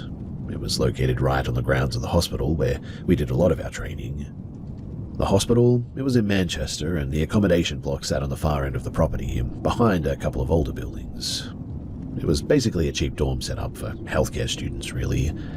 Long hallways, shared kitchen, and a bunch of small private rooms. One of the things that people always mentioned when they first moved in was that the morgue building was only a short walk away behind the pathology wing. Most people joked about it, but it did make the place feel a bit weird late at night when you were walking back from a shift. When I first moved in, I figured that the uneasy feeling that I had was just nerves. It was the first time that I'd lived away from home after all, and the building was older and kind of run down too. Pipes made noises, the floor creaked a lot, stuff like that. But after a few weeks, I started noticing things that didn't quite add up. At first it was small things, like I'd leave something on my desk, go to the shared kitchen, come back, and it would be somewhere else in the room. Nothing dramatic, but more like things like my phone being on the opposite side of the desk, or maybe a notebook moved onto the bed. I assumed I was just forgetting where I put things at first. But then the nightmares began. They weren't normal bad dreams either. It was always the same basic theme. I'd be asleep in my room, but in the dream I knew something else was in there with me. I wouldn't see it clearly, but I knew that it was standing somewhere behind me. The dreams were intense enough that I'd wake up with my heart racing like I'd just run somewhere. Around the same time, too, I started getting this weird sense that something bad was about to happen occasionally. Not all the time, but just sort of random moments where I'd suddenly feel on edge. One afternoon, too, I had that exact feeling while I was walking through the hallway to the kitchen. I remember thinking that it was stupid because, well, nothing was actually happening. But about 5 seconds later, the heavy fire door at the end of the hall slammed shut right as I was reaching for it and caught 2 of my fingers. It was nothing serious in the end, but man, it hurt enough to make me drop what I was carrying. Stuff like that happened a few times too, where I'd get that weird gut feeling and then something would go wrong shortly afterward. During my second term, I ended up taking in a hamster from another student who couldn't keep it anymore. She was moving out and basically said that if someone didn't take it, that she was going to leave it behind. So I kept the hamster in a glass tank in my room. The hamster was pretty active at night and would run around the tank and chew on things. It was pretty normal, really. One night, though, I woke up to a sound coming from the cage that didn't match anything that I'd heard before. It sounded like a low growl. I know that sounds absolutely ridiculous because hamsters don't really make noises like that, at least not that I've ever heard. But that's what it sounded like, a low, irritated growling noise. The hamster was standing still in the corner of the cage, staring toward the door of my room while making that sound. It did it for maybe 10 seconds before stopping. After that, it went back to running on the wheel like nothing had happened. Another thing that happened fairly often involved the shared kitchen. So sometimes when I knew that I was alone in the apartment, I'd hear what sounded like somebody using dishes out there, the sound of cupboards opening or plates moving around. The first couple of times I checked because, well, I assumed one of my flatmates had come home quietly. But every time, the kitchen was empty. The weirdest issue, though, involved the oven. This happened multiple times over a few months, in fact. So I'd put something in to cook and set the temperature to something like 180 degrees Celsius. Then 10 minutes later, I noticed the oven was blasting at maximum heat. At first, I assumed that I must have accidentally turned the dial too far. But then 2 of the girls that I shared the place with mentioned the exact same problem. They thought that I was messing with the settings as some kind of a prank, in fact. The problem with that theory is that it happened to me as well when I was alone in the apartment and they weren't even home. So, unless the oven dial was broken, none of us really knew why it kept happening. The general feeling in that building also got worse over time. Whenever I went back home during breaks and then came back to the dorm, the moment that I unlocked my room, I'd get this immediate sense of tension, like walking back into a place where you knew that something just wasn't right. One of the nurses supervising my ICU placement ended up knowing about the building too. And one night during a break, I mentioned the dorms to her and asked if she knew anything about them. She immediately said yes, and told me that she actually lived there years earlier when the hospital used to let staff rent the rooms there. Then, she told me something really interesting. She said that she once complained to the housing office because she kept hearing someone running through the flat above hers late at night. Heavy footsteps, back and forth for long stretches, and she couldn't get any sleep. When she reported it, they told her, though, that apparently nobody was living in the room above her. She also said that once when a friend was visiting, they both noticed what looked like somebody standing near the kitchen doorway out of the corner of their eyes, and they turned and looked, but there was nothing there. The story, it didn't really help my nerves at all, and the worst experience that I had there, that happened near the end of my stay there. So I had fallen asleep after a long shift, and I had a really disturbing dream. In the dream, there was an elderly woman standing at the foot of my bed, wearing a hospital gown. Her face looked wrong somehow, and she was laughing in a way that felt sort of aggressive rather than normal. In the dream, she said that she was going to take something from me. Then I woke up immediately. Except I couldn't move. It was like full sleep paralysis. I was awake but completely stuck, and I could see my room clearly, but my body just wouldn't respond. That feeling lasted maybe 20 seconds, but it felt way longer than that.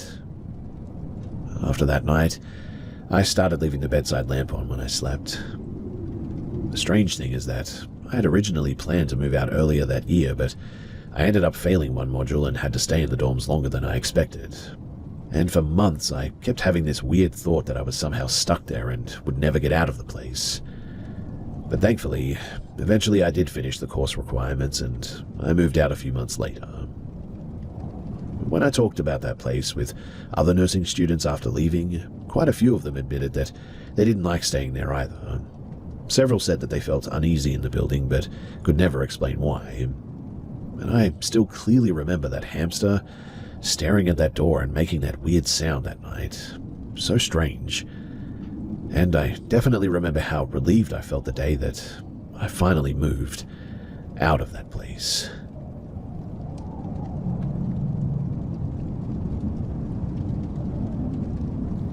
This one is long, but stick with me because it all connects.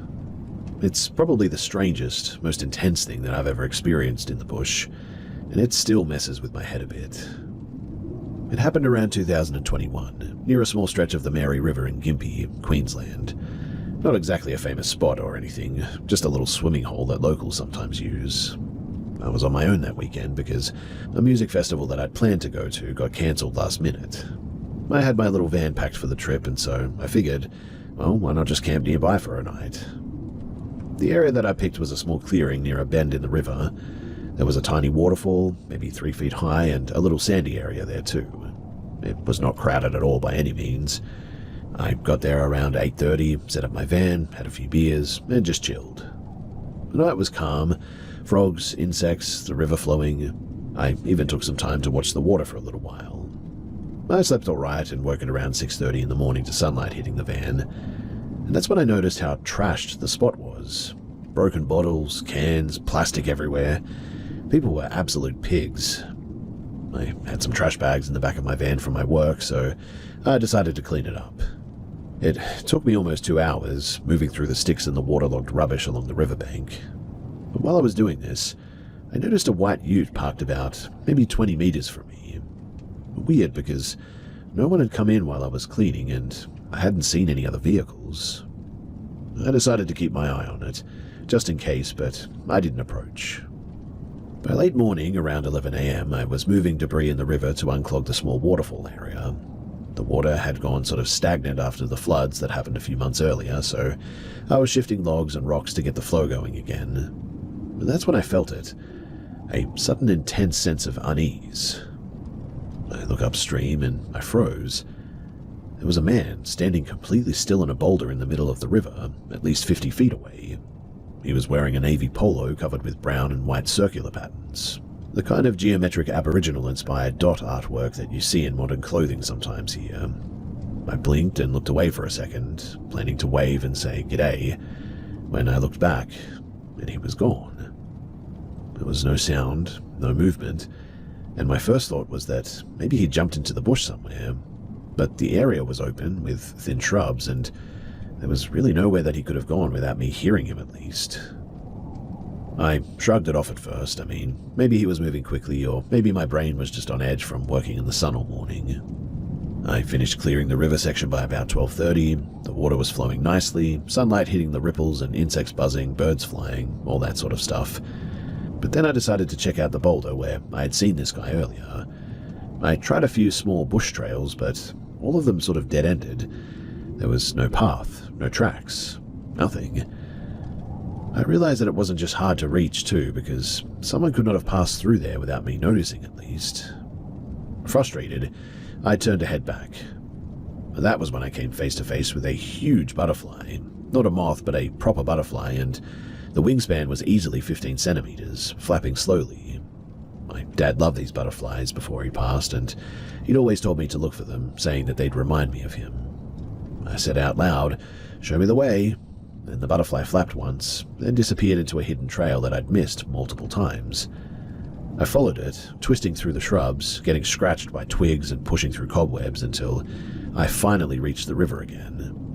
The boulder? It was gone, though. I mean, not in the river in the middle like before.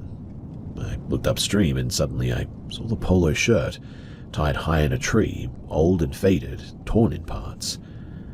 Half a dozen other articles of clothing were hung nearby too, all too high for anyone to reach easily. My heart sort of sank at that moment too, because I realized that something weird had happened. I don't know if I had seen a full apparition or some kind of a ghost, but whatever I had seen on that boulder, I'm pretty sure it wasn't human in the normal sense. I turned back to leave in that moment. The bush was absolutely dead quiet too, which was weird. No insects, no birds, nothing. I eventually made it to my van, and the ute was now gone. No one had passed me, and the only thing that I had seen the whole day besides the wildlife was that man, or whatever it was, and the butterfly. Packing up, I noticed that the energy around the river had changed.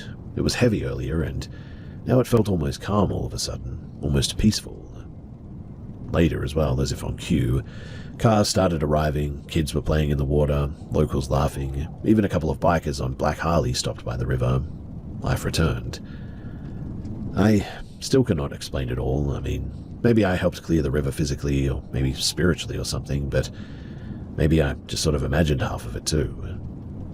I can tell you this though, that day, I'm pretty sure that something was watching me, and it felt like the land itself was responding to what I did. I also went back last year, and the place was absolutely trashed again. Fallen trees, garbage, bad energy everywhere. It's not the same anymore, and honestly, it's kind of depressing.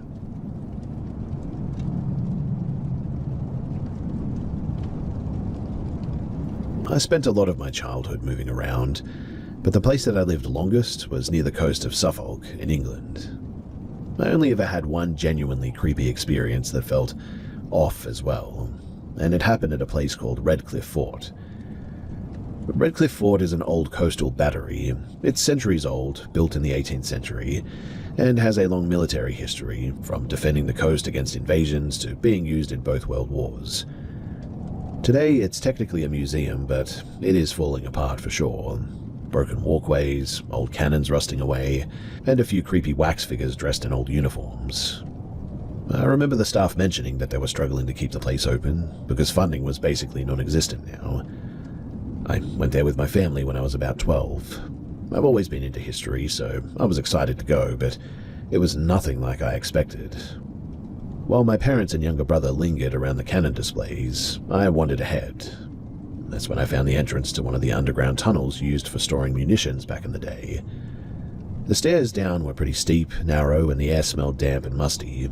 The walls were painted white, but they were grimy and sort of peeling a bit. As soon as I took a step, the echo of my shoes seemed way too loud, bouncing off the curved walls in a weird, sort of unnatural way. I didn't like it, but curiosity kept me moving down. About halfway down, I started noticing something strange. It wasn't a shadow or a sound at first, but just a feeling, I guess. Like somebody else was down there watching me. My chest tightened and every instinct told me to turn back. I tried shaking it off, telling myself that it was just my imagination. But every step forward made the feeling worse, like the presence was shifting with me, just out of view. When I reached the other end of the tunnel, there was a display of old rifles, uniforms, and some documents in glass cases. I froze, though, because I could have sworn that I heard faint footsteps behind me, slow and deliberate and dragging. I spun around, but there was no one there. My first thought was maybe another visitor, but the tunnel had been completely empty until that point. I hurried out, and I tried to tell myself that it was nothing, just nerves or the weird acoustics of the tunnel. But when I got back outside, I noticed something that made my stomach drop. There were boot prints in the dust by the tunnel entrance, large, heavy boots, the kind that soldiers wore. Except I was alone when I went down there, and those prints had definitely not been there before. I stayed there for a little longer, wandering near the old gun emplacements, but every time that I turned a corner or stepped onto a walkway, I felt that same pressure again, the sense that somebody was right behind me, just out of sight.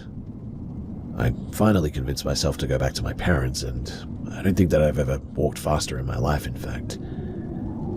Years later, I did some digging about Redcliffe Fort. Turns out that it has a pretty notorious reputation.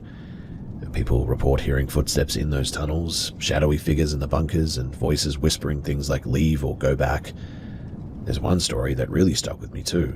A soldier stationed at the fort centuries ago supposedly committed some crime and was held in one of the underground cells. Visitors and staff report hearing heavy boots pacing the corridors, and some even claim to have felt invisible hands push them or grab at their arms. I've been in enough old buildings as well, and basements, to know the difference between what is normal and what isn't.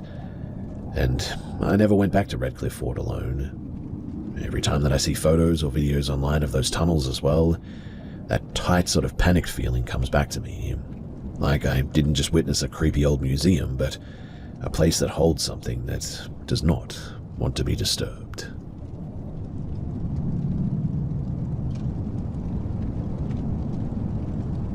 So me and my sister were sitting in the garden at night after we came home from a walk, and I saw a small flash out of the corner of my eye, but I ignored it at first because I wasn't sure if my mind was just playing tricks on me or not.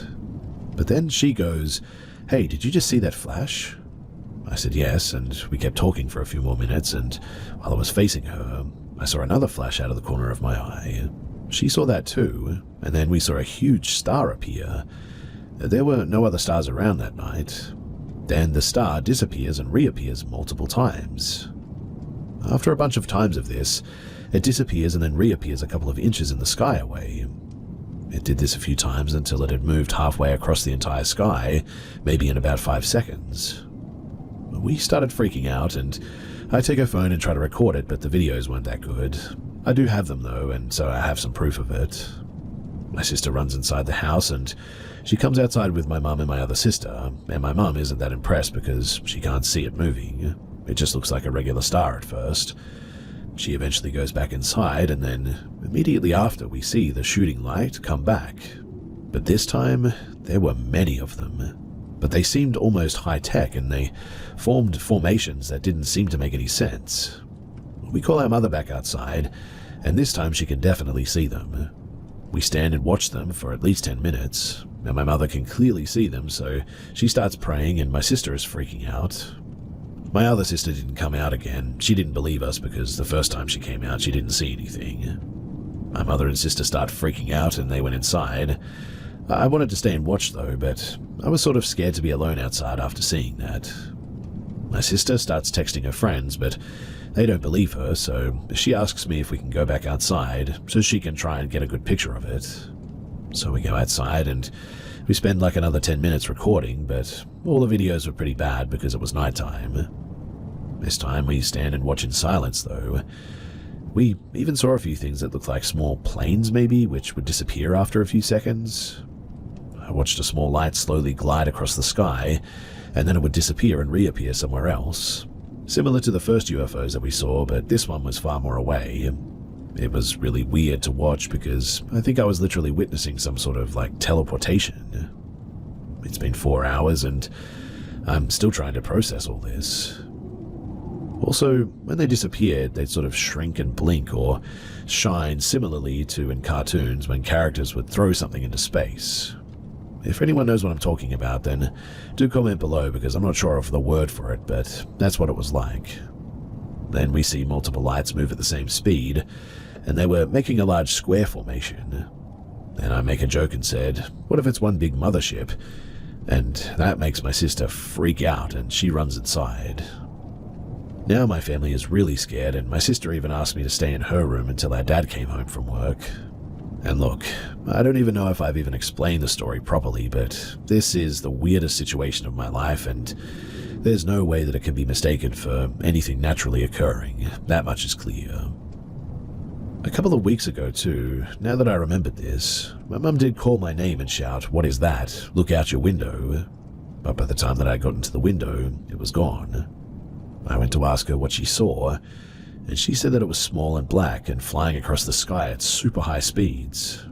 I wasn't really sure what she was talking about, until, obviously, I saw it for myself today. But she saw it during the day, we saw it at night, and she claims that the flying lights that we saw today look like what she saw, but she saw a black thing while we saw lights.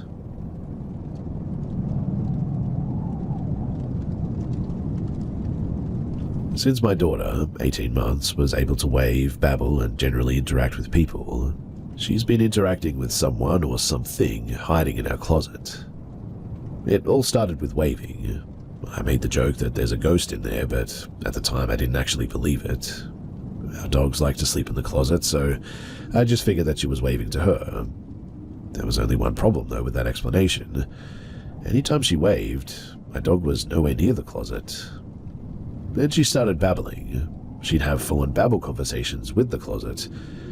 We brushed it off as her just being goofy, but sometimes she would hold up toys to show the closet and then babble about it like she was doing a show and tell.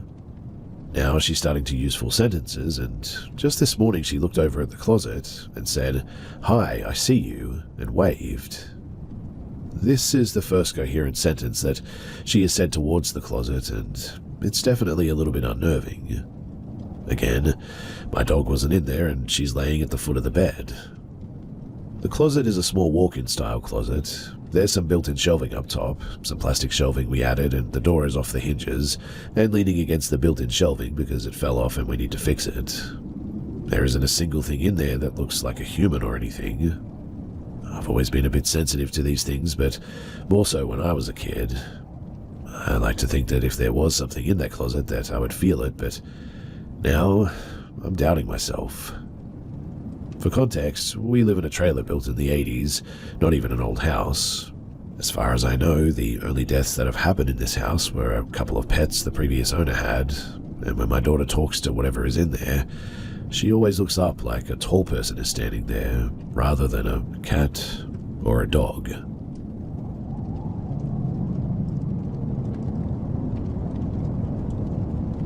So I've known about the black-eyed children urban legend for some time, but I may have had an actual encounter with one years ago. This happened in Portland, Oregon, around David Douglas High School. I looked up black-eyed children, and there have actually been a few encounters and reports of them in Portland, back in the 90s, I believe. This encounter, though, happened to me during my high school years, so around 2009 to 2011. I can't remember the exact year, but I want to say I was about 14 at the time, and it was late, around 12 or 1 in the morning. Maybe a bit later, but I believe it was a weekend. Anyway, my brother and I were up watching South Park, and we heard a knocking on our garage window. Then I heard a knocking at our window. We had one of those huge windows that covered the front of the house. The curtains were up, but I peeked out of the side and saw a woman. She looked very pale, with black hair, and her eyes were really dark. Now, she very well could have been a tweaker, I know, but it's the next part that creeps me out the most. So after knocking on the window, she then knocks on the door and asks us to let her in. Me being the person that I am, I'm like, heck no, but my brother, who was like 10 at the time, walks over to the door and says that he's going to let her in. I have to forcibly hold him down until the person leaves. My mum and her boyfriend wake up from hearing me holding down my brother. They ask if somebody knocked on the door, and I tell them what just happened. One thing that I had heard is with black-eyed children encounters that sometimes they'll force people to do things with no recollection of them doing it. Why I bring this up is that I asked my brother if he remembers the lady, the knocking or trying to let her in, and he always tells me that he doesn't. To this day, the experience really creeps me out since I ever first heard of the black-eyed children phenomena, because everyone who has claimed to have had an experience with them have said exactly what I experienced.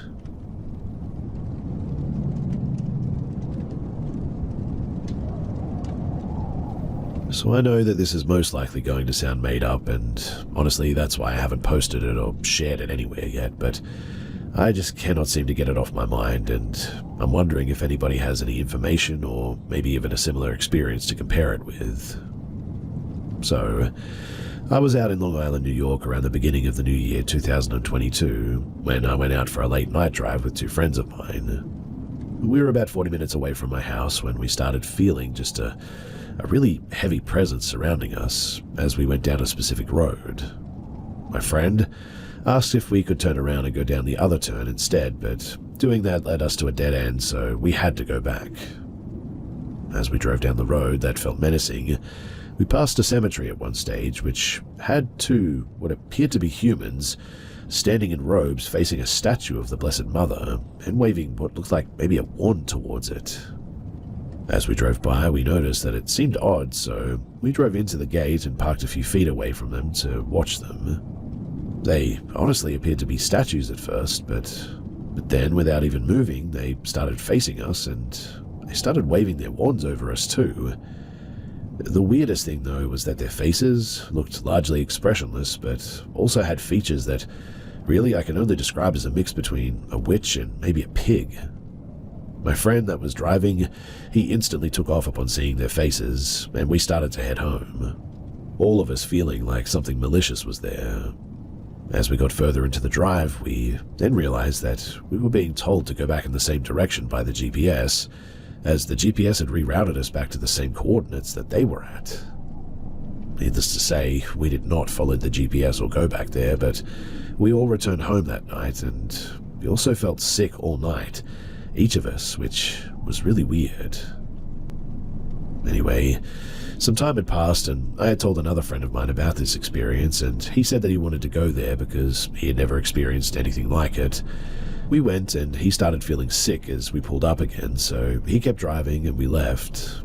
But later on that night, he said that he was home with only his girlfriend, and they both heard what seemed to be something running up to the door and violently slamming on it, which also knocked some of the stuff on their shelves down, but when they went looking through the house, there was nobody there.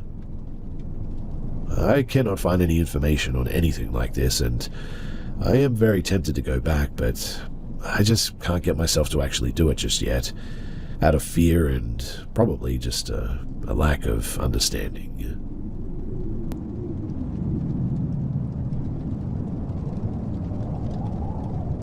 I've been busy dealing with the wake of a family tragedy, but now that things are returning to the new normal, I figured that this was a good time to share this. So first, I'll describe the nightmare. It's a very short dream. It's a very clear memory, just because of how scary it was, I guess, but I was about 4 or 5 years old, perhaps 6 at most, and my twin brother and I had a bunk bed in a room at the farthest end of the house that we grew up in. The nightmare, it had me in my bed looking out the window to see a red sky, the kind that it gets in the early dawn hours before sunrise, but light still colors the sky. The next and the only other thing that I can remember in this nightmare is that a man with crazy blue-colored eyes and a bald head appears at the window and stares right at me. The nightmare ends there, but I remember just how much I screamed and screamed about it. I don't know where my brother was at the time when I woke up screaming, and the only thing that I can remember from when I woke up was having my mum come and get me and calm me down as she took me to her bedroom down the hall. I only remember that so well because I wondered where my dad was at the time. Anyway, fast forward to this May, and my father is in hospital in the country that he lives in, Colombia, and my twin brother and older sister are staying in a hotel about 5 minutes walk away from the hospital that he's staying in the ICU at. One night, after a long day of being there for Dad and for the extended family, my siblings and I return to the hotel and sit together to have a couple of beers and try to relax after all of that. We start discussing things, trying to unwind, but somehow the discussion of nightmares and dreams come up, and I bring up the story that I mentioned earlier. Without missing a beat, my sister straight up explains that had really happened, that some guy really did look through my window and that she remembers the whole thing. My sister, she's 5 years older than my brother and I, so this would make her 9 to 10 years old, had her bedroom adjacent to the bedroom my brother and I shared. Her room faced our front lawn and street, while our room faced the neighbor's house and their driveway, with a very low fence between the two houses. While she didn't get into too much detail about the days before the nightmares or the event, she said that she had been followed by a bald man in a truck as she rode her bike home with some friends a couple of times before. The day immediately before this nightmare was no different, but the man this time actually drove right past the house. At the time, she was a latchkey kid since my brother and I had to go to a special school about 45 minutes away from our hometown. It was for a speech impediment issue that many twins have, and my mum had to pick us up rather than be home for my sister after school. But she was never home alone for more than maybe at max an hour.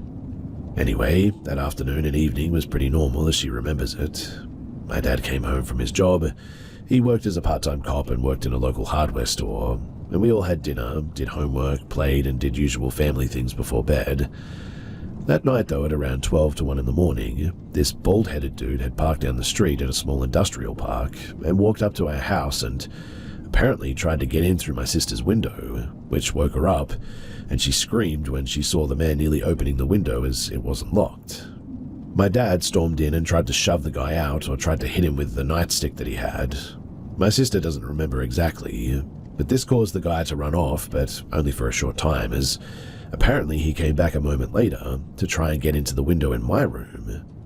He tried opening the window, but it was locked because my mum didn't want my brother and I to open it, because our bed was right up against it. My sister said that I screamed as loud as I could, and my mum went in to get my brother and I, while my dad tried to go after this guy by running out the front door to chase him. Unfortunately, it was to no avail in the end, as the guy hauled butt right back through our backyard. The way our backyard was situated, it had it backed up right against a small rail yard that is part of the aforementioned small industrial park down the street from us. Between our small neighborhood and the rail yard was a good amount of very dense trees that always made the backyards very, very dark. So my dad, he didn't want to get attacked by him there, so instead he went back inside to our house, called the police, then our elderly neighbor to make sure that they were okay, while our mum took care of us kids. And that was all my sister could remember from that night herself, as this was a very long time ago. Neither of us could recall anything else after that either, and the story just sort of stops right there for both of us. My father sadly passed away in the hospital, so we aren't able to ask him. And given that all of us haven't had the chance to ask our mum yet, maybe we'll ask her soon, but we aren't sure exactly what happened after that. For now, though, it has become obvious that that alleged nightmare that I had, well, it wasn't a nightmare after all. Instead, it was probably an attempted home invasion and a kidnapping.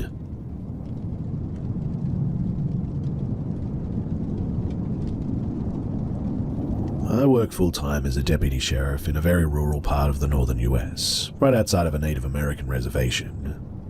Although I do several things for the sheriff's office, I mainly work inside the sheriff's building itself and the jail. In my time in law enforcement, I've seen many things I can't understand, but here are some of the most memorable. Inside the jail lies a medium security housing unit. The inmates stay within their cells from 2200 to 0500. During that time, several inmates are allowed out to assist with cleaning and laundry duties. I've always had a bit of a weird feeling inside of this cell block, but every once in a while my fellow officers, and even some inmates, see a man that we call the Watcher. Late at night, as officers walk the cell block, we will occasionally see a man behind us wearing white inmate worker clothes. Sometimes it's when you turn your head, to check behind you, and sometimes it's right in front of you even. You never seem to know when you'll see him, and a double take results in him always being gone. He appears to every officer the same, and to some senior guys, it's a bit of a rite of passage when for younger officers to ask about the long-haired old guy out of his cell at night. This is also compounded by the fact that odd cries for help are heard occasionally, only for officers to run out of the office checking cell to cell for someone in distress, only to find no one awake. I personally have heard my last name called to me while sitting in this housing unit. I heard it plain as day right next to me, in fact, only for no one to be awake and all the inmates asleep and accounted for. This particular housing unit has a long history of suicides, overdoses, and violent fights for the better majority of the last 3 decades. My first paranormal encounter here started even without my prior knowledge, and other officers only disclosed the information after I inquired. The kitchen is another hotbed of activity too, with the 2 spirits appearing in the same manner and performing the same activities to each that see them. The first, it's a larger man, maybe 6 foot, 250 pounds. Nearly every officer who has seen him describes him in the same context. He can be seen as soon as you unlock the kitchen and look up from your keys. He's dressed in white kitchen worker clothes, standing at the sink washing his hands, as if he is about to start his shift. My first encounters happened right after I was off FTO and started night shift. For nearly 2 weeks straight, I would see him and I would always do a double take, only to see nothing in his place. For weeks I thought I was honestly going crazy, not asking anyone about him. It was only after one day that my supervisor comes running into the office screaming about seeing something in the kitchen, only for his horror to be compounded when I gave an exact description of the individual and the task that he was performing. My supervisor, who is a devout Mormon and a firm critic of anything supernatural, was scared so badly that he refused to enter the kitchen for a very long period of time after that. The second spirit of the kitchen, though, is the exact opposite of the man in white. He is faceless, and only a faint orange glow is seen, the same shade as an inmate jumpsuit perhaps. He's seen when you go to lock the kitchen door. The squeak of an inmate's shoe is heard and an orange glow rushes you as if he's trying to escape the kitchen before the door is closed. The kitchen also has a history of inmate death, with records from the 90s reporting an inmate breaking in and using the kitchen knives to, end his own life. But no place in the entire jail has more horror and terror than the maximum security wing.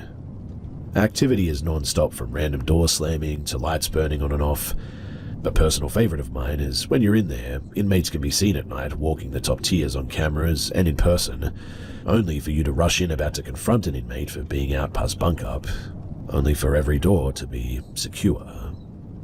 There's random screams that are heard coming from areas where no inmates are housed. Footsteps happen so regularly that many officers don't even react anymore. But my all-time favorite is the time when an officer witnessed a female inmate, through one-way glass, exit her cell in the middle of the night without him unlocking it. The inmate proceeded to wrap a noose around her neck, climb the railing and jump off the top tier. Several officers witnessed this happen too. Radio calls to dispatch were made, emergency tones rang out, only for the officers to open the cell block door, make entry, and see nothing. The odd thing about this incident, though, was that this cell block only housed male inmates, but several years prior was a dedicated female housing block. One place in the jail that has been terrible in particular over the last several months or years is Cell 19. It has housed dozens of inmates, but most either have some mental episode that results in them being institutionalized or moved out within a few days. Examples include completely normal inmates going to bed, only for them to wake up in the morning screaming, rushing out and giving evangelical sermons warding off evil. Normal inmates getting housed only to have a horror show of health issues in the day following, heart attacks, strokes, and seizures for inmates normally of good or moderate health. In the most recent case, an inmate who was a prior co-worker of mine at another job attacked several officers inside the cell following cries for help. It took 6 officers, a taser, pepper spray, and a restraining chair to subdue the guy. The reason why officers responded? He was choking out his cellmate, completely without cause. Following this, the inmate was placed in an observation area, but was seen taking off his socks and shoving them into his mouth, only for him to be saved from passing out when an officer took them out. The inmate in question the next day was seen looking directly into the camera and breaking his hand seemingly without any pain. That man, mind you, is in his 70s too. Many things can be explained to simply being because of the high-stress environment and the nature of jail, right? and many things experienced by officers with no prior knowledge of the happenings, and the fact that they happen so often is why I felt the need to share this. If you think that any of this is false, then simply consider it entertainment, I suppose, but I can assure you that I've lived through it, and it is not pretty.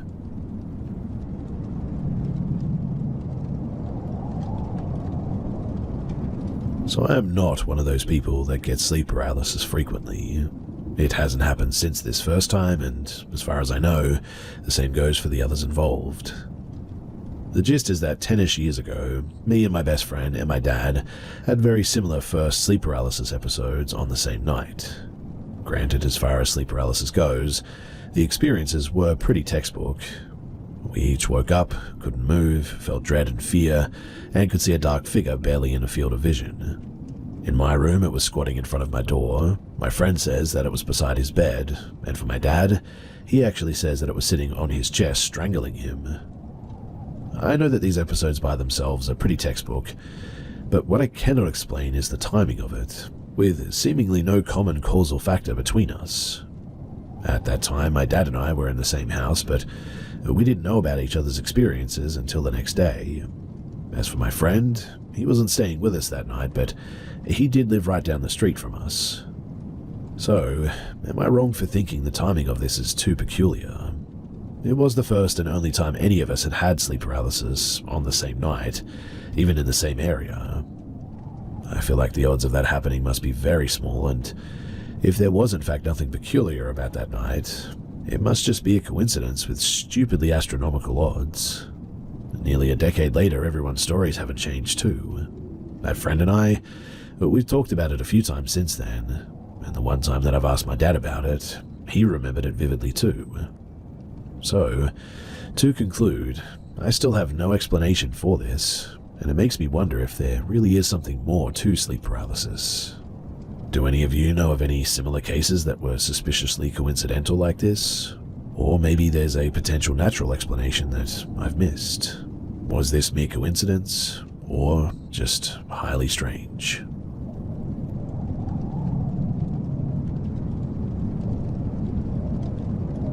So last night, I awoke to the unsettling noise of loud banging and my dog's frantic barking. Living alone with my girlfriend, we had grown accustomed to our neighbors' domestic disputes, and I have called the police often on them. I stumbled to the bathroom as the walls there are pretty thin and separated our duplex from theirs. As I approached the bathroom door, the entire house was dark and a tall shadow was in my bathtub. I wasn't wearing my glasses and I am incredibly nearsighted, so I struggled to discern at first whether the shadow was merely the shower curtain or what it was. But then, the shadow spoke. I don't know what he said, but the gut-wrenching panic I felt is still fresh. I screamed and fled back to my bedroom, slamming the door behind me. My girlfriend, now awake and terrified, joined me as I dialed the police. They instructed me to lock the door, but my bedroom doesn't have one. With the banging growing louder and more aggressive, I braced myself against the door, praying that help would arrive in time. To my relief, the police arrived swiftly in only 5 minutes. When I finally emerged from the bedroom, I found that they had dragged him naked from the bathtub because he had been trying to shower, apparently. They were questioning him on my couch, while he was handcuffed, obviously. He was incredibly drunk and had wandered into the wrong house. It was the one night that we forgot to lock our doors.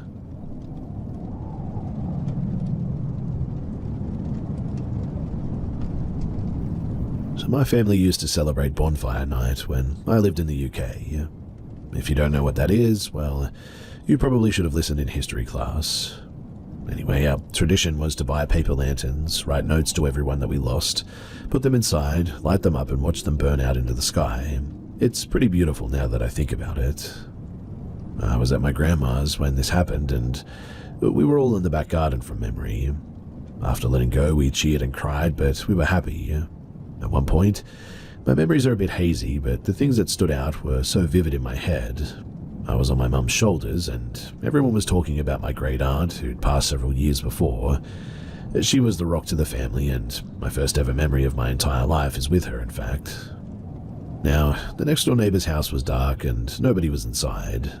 For context, there was a small alleyway in between the two houses that led to a door to the main road. I couldn't see much as it was nighttime, but I looked at the neighbor's house and around until I saw this little girl with very long white hair, and dressed in all white too. It really felt like she was glowing in the dark almost. She was walking down the alleyway, and I freaked out instantly and started crying and screaming at my mum that there was a girl walking down the alleyway. They checked, but there was no one there. Mum said that I was just too tired and needed to go to get some sleep. Weird from her, since she's a big ghost believer, and so I thought that she would believe me, but anyway, now the next part is extra weird. So I actually got the chance to speak to the neighbors one time after this. I don't know how long after, but I was still pretty young. I used to be a bit of a weird kid that was sociable to anyone. Thank you, ADHD, but the man was a really nice guy with a really cute dog. His dog had jumped over the fence to see me in my grandma's garden while I was playing, and this led to a conversation with the neighbor. I asked outright if they had a kid, and he told me no, and that they were waiting for the dog to pass to try and have one. They were a young couple, and I was honestly pretty shook by this. I told him what I saw that night. He took a while to respond, but when he did, he told me to sit down next to him, and he looked me in the eyes and said, "I believe you.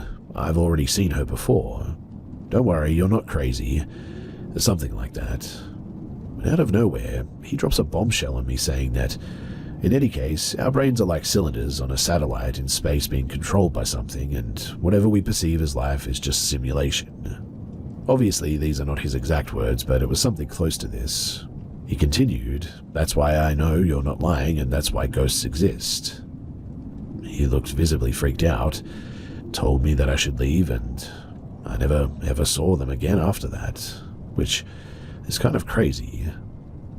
It was a very strange experience, both the girl that I saw and the conversation with this guy.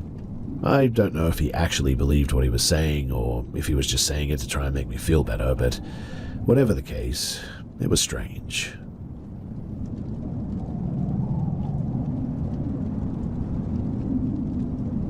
I've only shared this story with those closest to me, but every time I go back to it, fear twists my gut and I instantly get goosebumps and tears welling up in my eyes. Before I tell you guys about it, a little bit of background about me first. At the time, I'm 40 years old, married with 2 children, enjoy walking nature in the mountains, and take photos when the weather permits. I'm not religious, but I try to hold on to Cartesian thinking. This evening of August 22, 2017, all the indicators are green to go and take photos of the Milky Way in the mountains. I'm hoping to get some nice shots with fire trees, or trees at least. At 10 p.m, I throw my gear in my trunk and head up to a village 30 minutes away. Arriving at Bullet, everything's set up, but the weather decides to play a trick on me and the sky is filled with high-altitude clouds suddenly. It's not the first time that this has happened, and after I look at the satellite animations a little further on, the sky seems more cooperative. I take to the road again, heading for Le Creux Devane, a well-known geological circa in the region where I live. When I arrive near the parking lot that leads to the path to get there, I'm greeted by numerous flashing lights. Police, fire department, ambulance, everyone is there, at the top of the mountain, in the middle of the forest. I'm stopped and questioned about my presence, and I explain why I want to go up there. The police explain that the site is not accessible, and ask me to leave. I'm getting tired and decided to go home empty-handed, but that's for another time. But then, a shiver suddenly runs down my spine. I've been driving through the forest for a few minutes. When I come to a clearing, I was driving slowly for fear of running over nocturnal animals.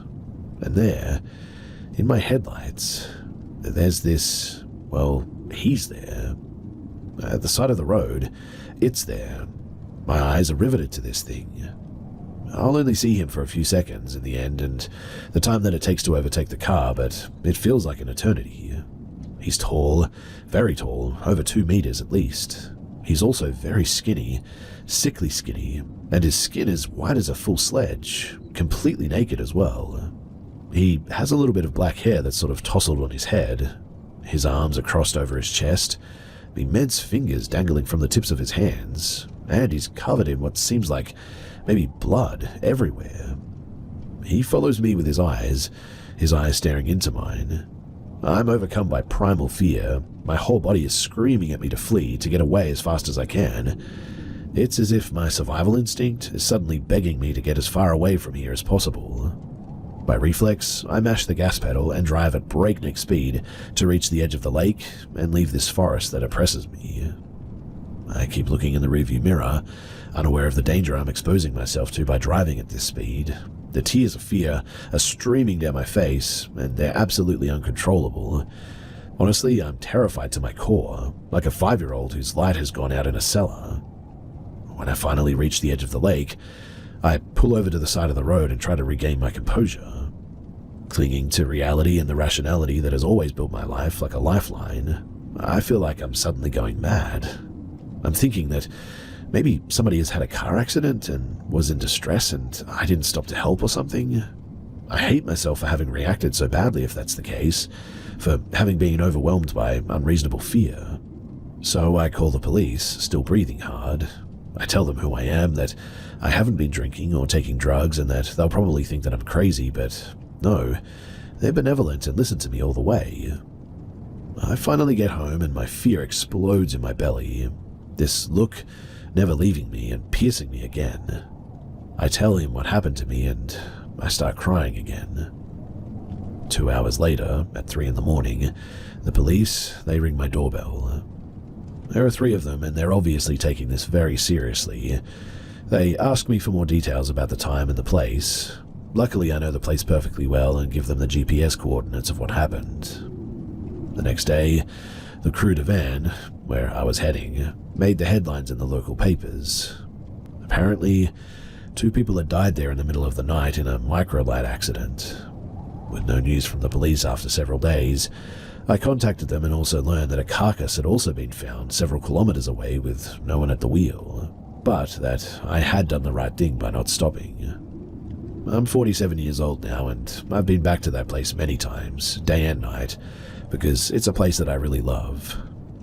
I've always found it hard to believe in the supernatural, even though I'm convinced that many things go beyond our understanding of the world and shatter our certainties. But this one thing, this one event, it always has me questioning, well, everything.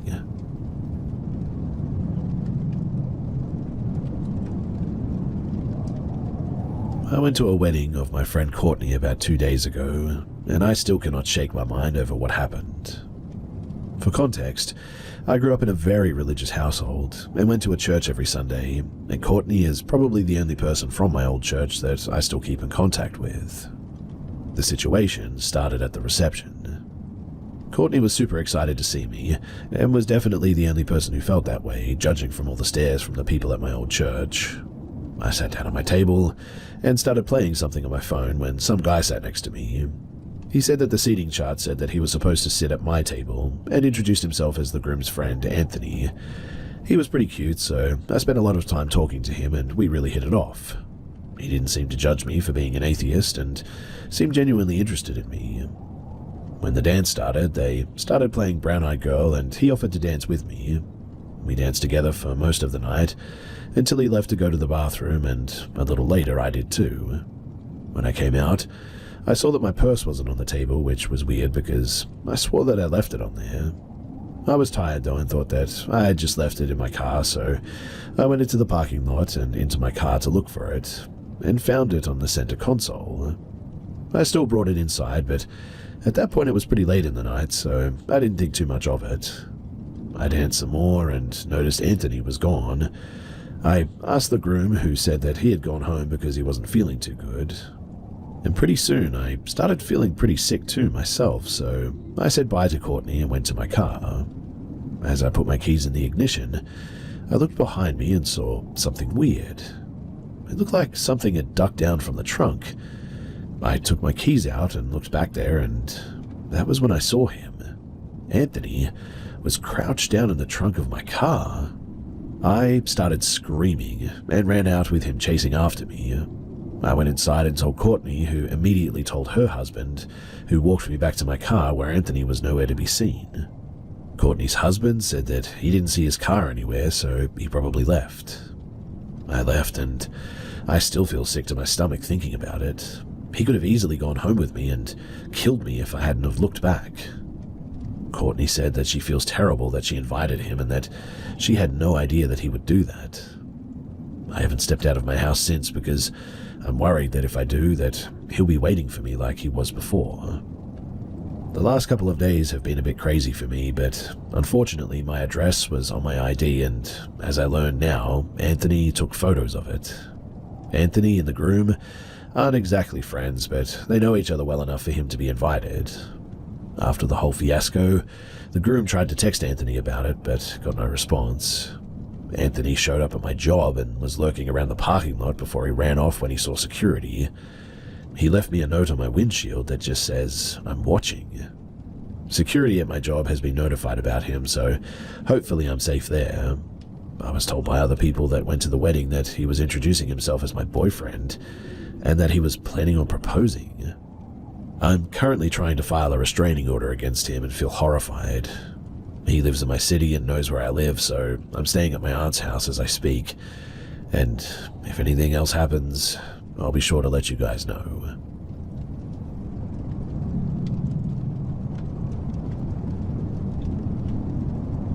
So last night was the first night in, well, a long time that I'd been alone overnight, as my boyfriend went to visit his mother for the weekend. I was talking on the phone when suddenly my call seemed to have been hijacked, and a raspy female whisper with a kind of static sound began to speak in words that I didn't understand, and I quickly got the feeling that I needed to end the call, which I did almost immediately. A short time later, I hear a soft tapping, almost like someone lightly packing cigarettes, right outside of my door, and I have no idea what it was. It went on sort of rhythmically for a couple of minutes, then stopped. Obviously, I was pretty spooked by this, but went to sleep a while later without further incident. Then, shortly after I woke up this morning, I heard a male voice, but it didn't sound like a real person. It sounded like an old record. It was very high staticky, and I couldn't understand some things it said, but it did keep repeating like hey and hi right outside of my door. Neither of these occurrences are particularly worrying, but altogether it gives me the creeps. I'm wondering too if anybody else has experienced anything that you can't see, but can hear like this, and that instant feeling that whatever it is, you shouldn't acknowledge it, and that it isn't good.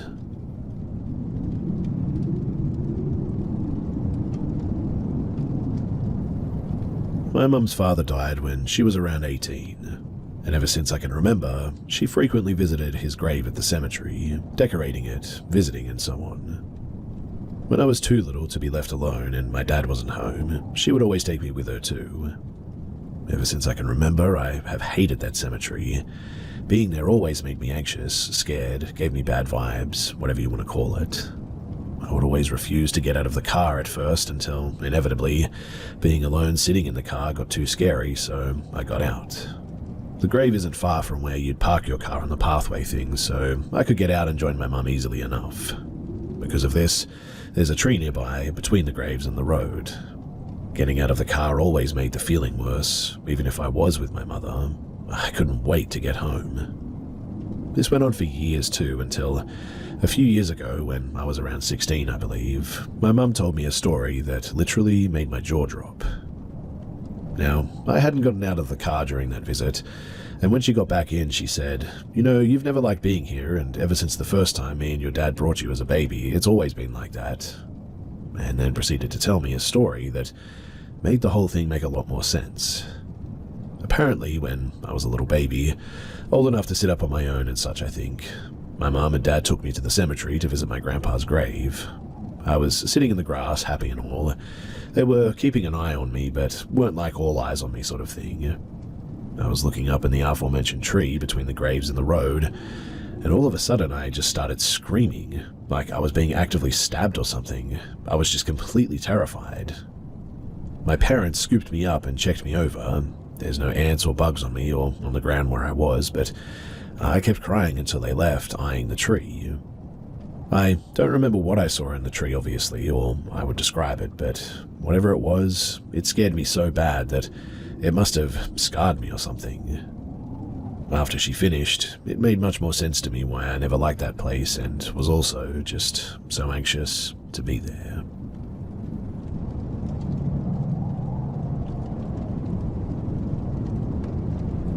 I just got back from a mini vacation with my wife in Pigeon Forge, Tennessee. The cabin was in a populated area, but hidden from the road on top of a hill. My first impression was that it was a little bit eerie, but I brushed it off and assumed that it was just because of the horror movies that I'd recently watched.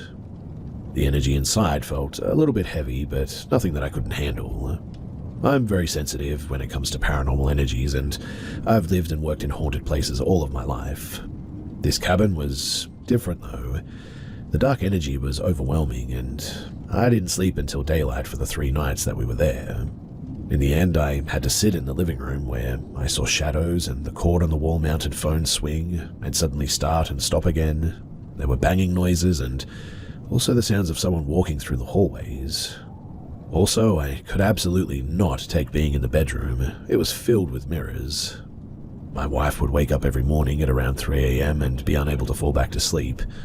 The 3rd night, I couldn't take it anymore. The dark feelings almost had me in tears and an anxiety attack. So we left the next evening, taking a loss on our last night booked at the cabin. I just hope that whatever it is, that it didn't follow me home.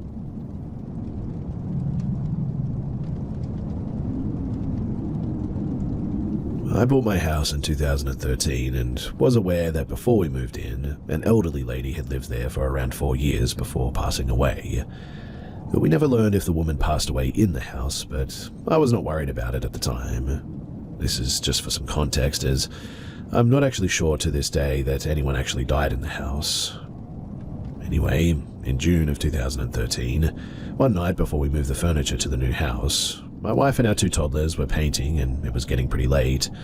My wife decided that she would take the kids and head to my parents' house for the night. While I was painting alone in the master bedroom, I heard the toilet seat slam down violently in the guest bathroom on the other side of the wall where I was painting. I mustered my courage up and walked around the corner down the hallway, stepped into the bathroom and turned the light on, only to find that the toilet seat was up. The second thing that happened was in December of 2013. I remember this because it was around Christmas time and we had just finished loading up the car to head out to Florida from Texas. I had just gotten into the car that was parked in the garage facing the road. My wife was inside, checking that everything in the house was set for our 2-week trip. Shortly after I had sat down and started the car, my wife sat down next to me and shut the door. And almost immediately after my wife sat down, I swear that I saw a figure of a person walk behind the car in my rearview mirror. I looked at my wife and asked if she saw that, and with a cold look of fear on her face, she muttered, "Yeah." I ended up searching the house for 15 minutes because I was convinced that somebody must have been in there, but in the end I found nothing. The last occurrence that happened was actually in 2016. It was late and I was in the office playing Minecraft on my PC. I fell asleep while playing in my chair with my shirt off and woke up to the touch of a hand on my chest from behind me. While still sort of half asleep, I started to open my eyes and felt nails digging into my skin and sort of yelped. I jumped up and went into the living room and flipped the light on and had 3 claw marks on the left side of my chest. Additionally, my wife had just been given 2 Japanese geisha dolls that were set on the mantel over our fireplace, and I got a really eerie feeling upon looking at them as I walked into the living room and threw them away. So this may have been something else, I'm not too sure. The dolls were bought at an antique shop and were a gift, but still, there was something off about them, and so, in the end, I got rid of them.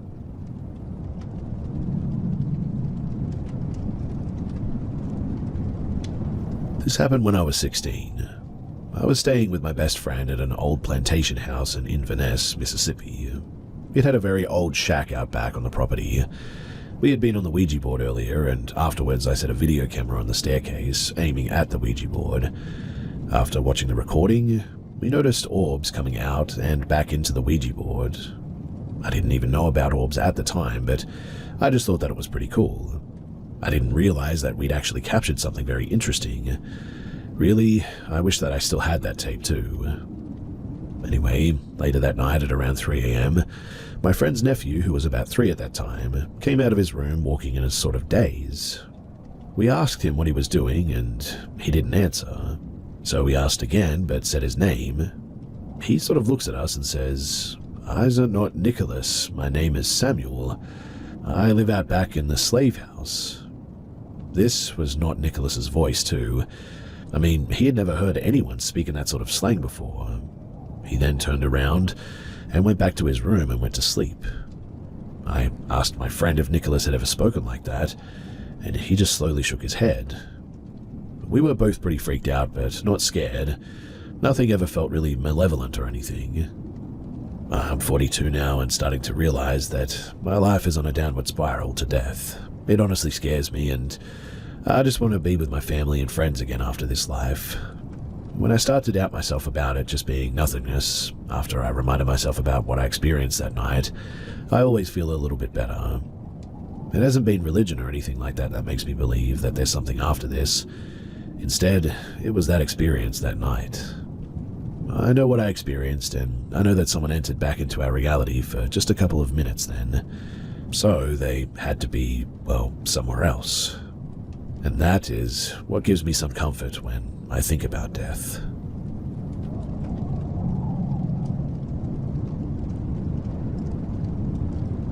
So back in 1995, I was 12 at the time, I finally decided to play the Ouija board with my dad. I should preface that my dad used to do a lot of seances and other occult things like tarot. As a result, he had some pretty unsettling encounters that he told me about, which I might share another time. But for now, we go through with this game and we ask the usual questions, and I distinctly remember how unusual the movements of the glass piece felt. It didn't feel like controlled, natural movements. In any case, later that night we started watching TV, and I kept seeing these little green human-shaped figures pop up in the corner of my eye, and when I tried to look directly at them, as usual, nothing was there. This goes on for about 5 minutes, and my dad starts laughing and says, "You see them too, huh?" I thought that he was trying to scare me, and so instead of telling him what exactly I saw, I said, "See what?" He laughs again and says, "Those little green guys." This comment was honestly one of the scariest things that I have ever experienced to this day, and afterwards, I have never touched a Ouija board again. That last piece of this story involves going outside with him so he could smoke, and our black inside-outside cat hissed at us and the house and jumped off the van and ran off down the neighborhood and didn't come back until late the following afternoon. He also knew that something was seriously wrong, obviously. People say that Ouija is fake, but depending on who is using it, their openness and location, I think, it opens areas that shouldn't be opened. It's been almost 30 years, and that moment still sticks with me, and I never, ever considered that game ever again.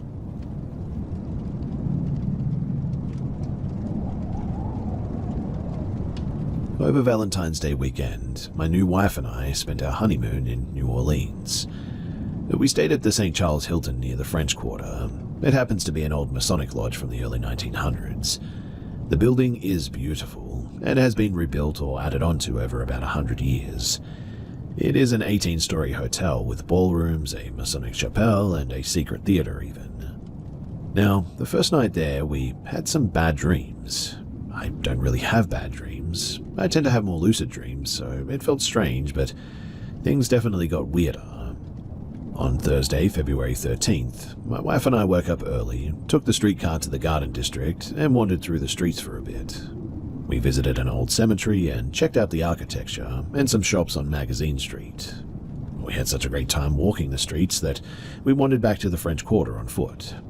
We kept exploring the town and had some food and drinks and all that. We got on each other's nerves a little bit by the end of the night and returned to the hotel around 1 a.m., a bit tipsy, but not out of line for us.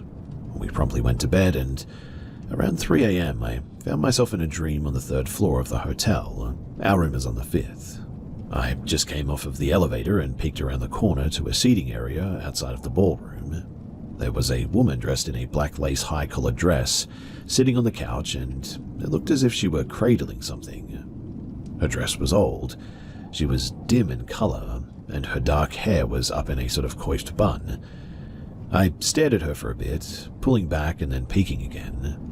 Next thing I knew, I was on the elevator again, and the doors opened to the first floor where there were 3 big lights glowing purple, green, and yellow, the Mardi Gras colors.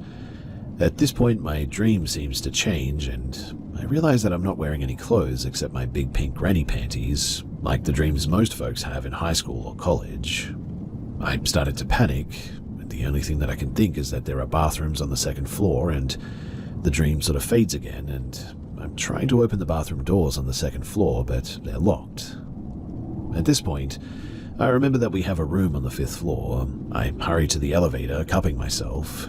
I get to the room, pounding on the door, calling my wife's name, and after a minute, she finally lets me in, and we both freak out as I tell my story.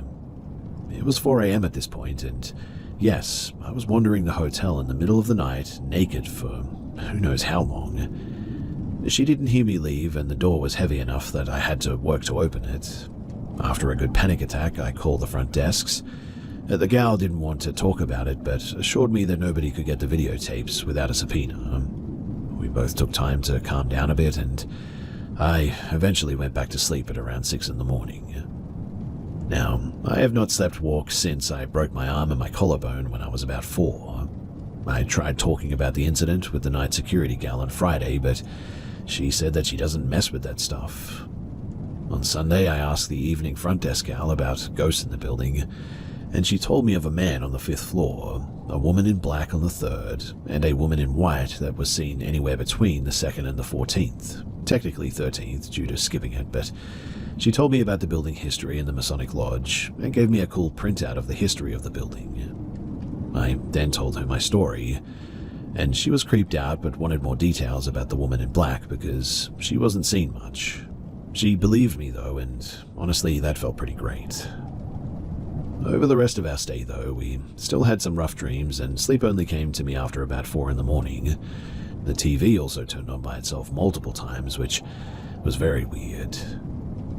I still don't know really what happened that night, and I have no idea how I ended up on those floors and what was going on, but I cannot help but think that maybe I was possessed or something.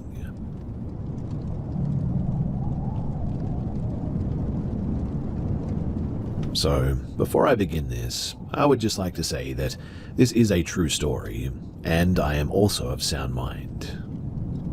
So when I was 7, my family moved into a haunted house. There was an abandoned house that my friends and I would pass on our walk to school. It was in need of a lot of work, the grass was overgrown like a hayfield, and the driveway all tore up. It looked like it hadn't been lived in for years. And well, my friend and I decided one summer day to check it out. We thought that it would be a good idea to smash some of the windows out. We broke a sliding glass door and poked our heads in, and it immediately gave us chills. It was super eerie and oddly cold for a summer day in there. We dipped out and we never went back after that. Well, fast forward a few months and my parents tell me that we're moving. I jump in the truck to go with them to look at the house, and when we arrived, my heart instantly sank, because it was that same house. I was really nervous. I thought that they knew my friend and I had broken the windows and I was about to get in trouble or something, but they didn't say a word about it. And it was just by some sort of fluke chance that it was the same house that apparently we were buying. We ended up moving in, and my stepdad fixed the place up a bit. It was still eerily cold inside, and I remember the layout being very strange. The kitchen, for instance, that was in the basement, and there was a long L-shaped hallway that went behind the kitchen and really led to nowhere. The weird events, though, they started happening shortly afterward. The first one was when I was laying in bed one morning. I was awake but with the covers over my head, and I felt something that I can only describe as a fist being dropped onto my face. I ripped the covers down off of my head immediately to see who it was, but nobody was there. I kind of shrugged it off as a really weird occurrence, but later I'd find out that something was in that house, and it was really ticked off at me. I can only assume that it was mad at me for breaking the windows or whatever, but I was walking down the stairs to the basement one day when I felt a shove in the middle of my back. It pushed me off the last 2 steps, like plain as day, as if somebody was behind me. I obviously glared behind me, but there was nothing there. Again, I shrugged this off as another weird occurrence, until it happened again. Exact same staircase, exact same steps. Something pushed me for a second time off of the last 2 steps. I really didn't want to tell anyone because I figured that they would think that I was going crazy or something. And truth be told, I thought that I might have been a little bit crazy. But fast forward a few months and my stepdad tells us that he had something freaky happen to him. He said that he was doing the tile in the bathroom and said that he saw a face in the tiles looking back at him. But it wasn't his reflection, it was a completely different face. Well, we ended up moving out of there and decades went by before I even thought about it again. I told my wife the story and wanted to bring her to the house. We drove to it and, lo and behold, it was exactly as it was almost 30 years ago. Abandoned, the grass overgrown, and no renovations done on it at all. I drove by it the other day and now it looks like somebody might be living there. I would genuinely love to talk to them to see if they experienced anything, but I also really don't want to freak them out, which really is what brings me here. But what do you guys think that I should do? Should I just go and talk to them, or should I approach this a little differently?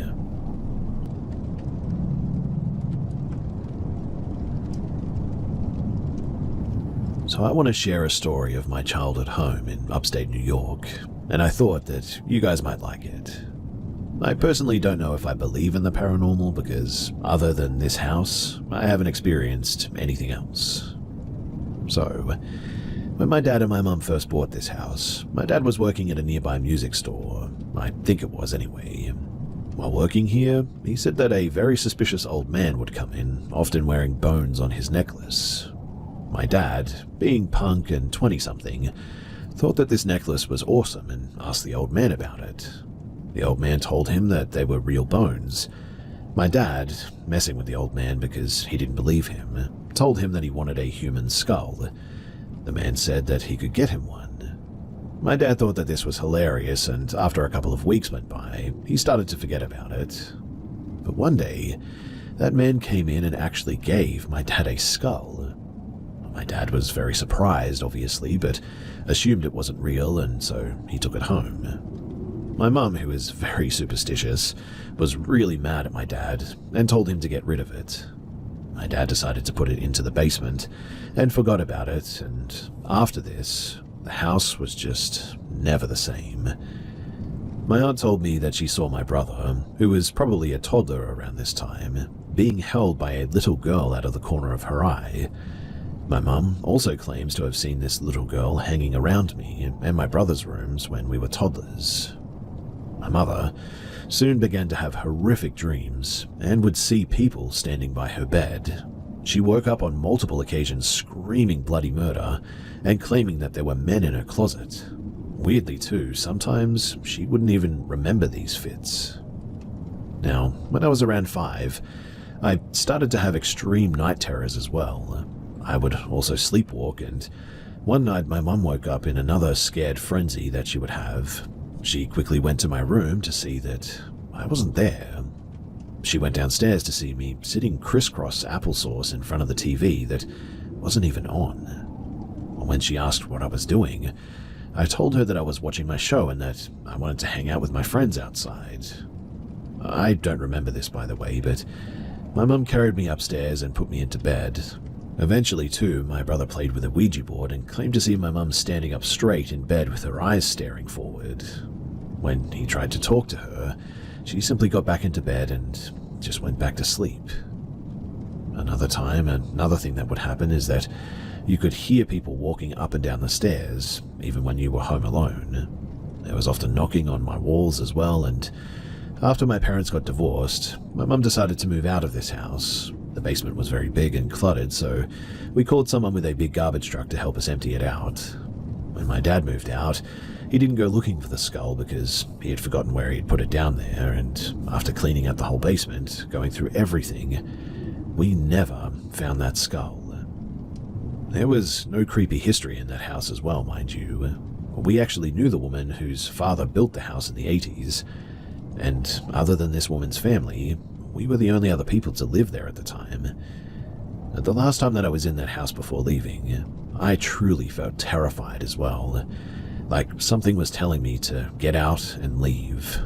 I ended up running out of that house in the end, and now my mum and I sleep just fine, and I've not experienced anything else like this, paranormal or whatever otherwise, since we moved out of that place.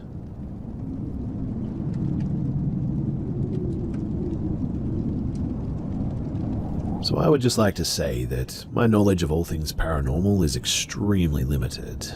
So please, keep that in mind if I sound like a total idiot here. Also, if you have any questions, then do feel free to ask me in the comments below. I know that I'm awful at explaining things. So, I've told this story to a few of my close friends, but besides that, nobody really knows about this. To set the scene, I'm 12 years old and it's a cold Ohio winter. My parents were divorced, and on this particular day, I was staying with my dad and his girlfriend at the time.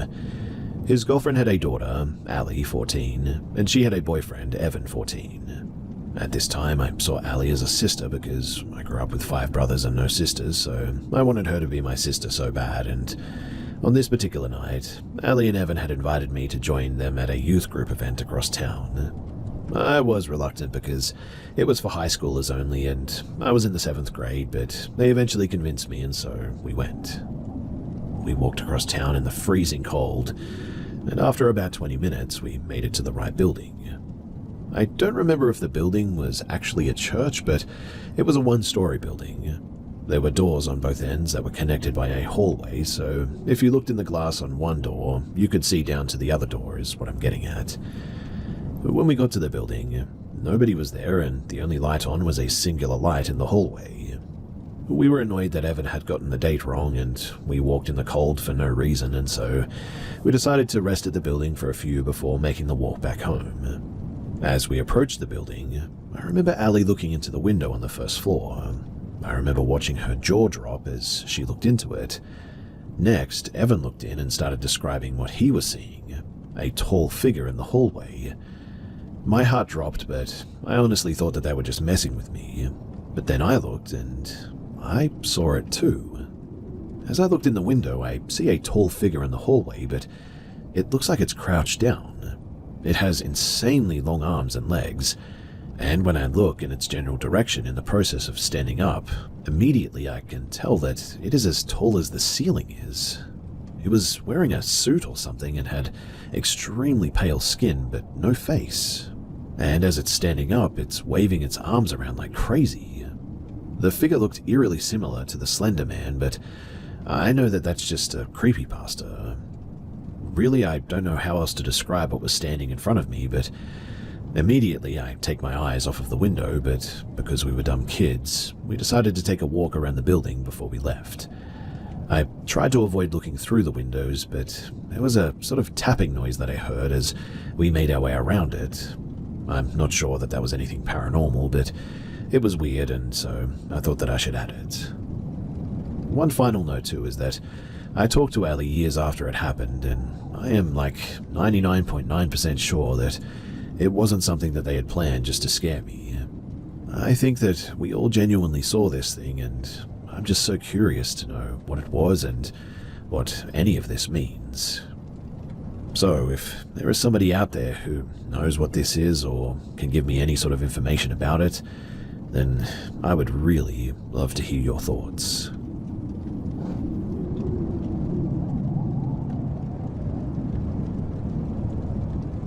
So back in 2017, my wife, or girlfriend at the time, and I were living in this house as young adults, 19-ish years old. I was smoking a bit, and not even good weed too, but just some mid stuff, and we were watching something on TV. My wife wasn't smoking. The TV is hanging on the wall, and to the left of the TV is the hallway. The left side of the hallway is the bathroom, the right side is the spare bedroom, and the straight back was our bedroom. While watching TV, I noticed a black shadowy figure glide through the bathroom door, glides across the hall, and goes into the spare bedroom. Obviously, it didn't open any door, just sort of went through them. The figure was roughly about 5 feet tall, I would say, and very broad-shouldered. so I see the figure appear and disappear. I instantly thought that my weed was laced or something. I started looking at my blunt, even though I felt fine, and I really didn't say anything about it. I thought that I was just seeing things, so I started laughing a bit. While this happens, though, our dogs were laying at my feet until the figure appeared, and they were suddenly terrified and got on the couch with us. My wife asks, "Why are you laughing?" and I replied with, "Oh, I thought that I saw something." And she immediately replied with, "Did it come out of the bathroom?" That's when we talk about what we had seen, and we both were seeing the same thing apparently. Same description of it and everything. After it disappears, I get back up to check the spare bedroom and whatnot, make sure all the doors are locked and all that, no windows open. I check the ceiling fan because it was on, just to see if the shadow of the fan blades could have possibly been whatever that we saw, but there's just no way possible that it could have been that fan. With the dogs getting scared and just being able to sense a great presence of energy that night, I fully believe that it was a ghost or a spirit or a demon or something similar. 7.5 years later, and I have never experienced anything remotely close to this again. The backstory to the house too is that it was my wife's aunt's house and she had let us take over to rent it while she moved out with her boyfriend. I don't know much about the house otherwise, but the aunt never experienced anything like this and thinks that we were just tweaking out on weed. Note too that we stayed in this house for a few more weeks before we finally moved out.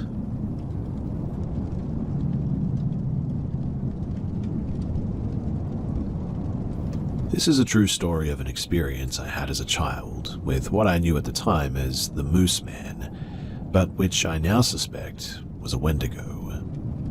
I've told several of my close friends about this, and I think back on it often, wanting to write it down all the time, so here I am. When I was a child, my family would go to my grandmother's house for Thanksgiving. I was one of the youngest of our cousins, of which there was a large group. My grandmother had a secluded home, backed up to the expansive woods.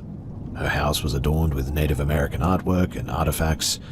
My cousins and I would go off and explore the woods behind her house together, walking atop old rock walls and playing with the frogs in nearby ponds. The air was sweet and thick back there, and so it was really pleasant. The area was historically home to a large Native American population, and there were some interesting features in the woods evidencing that history, including an abandoned sweat lodge covered in animal hides, which I always was too afraid to explore, and old stone arrowheads in the dirt as well. Well, one Thanksgiving, one of my older cousins and I paired off from a larger group when we were back in the woods, seeking to explore further into the woods than we had ever gone before. We walked about 15 minutes or so through a fairly thick, unfamiliar portion of the woods when we arrived at the top of a large rock outcropping at the edge of a steep embankment.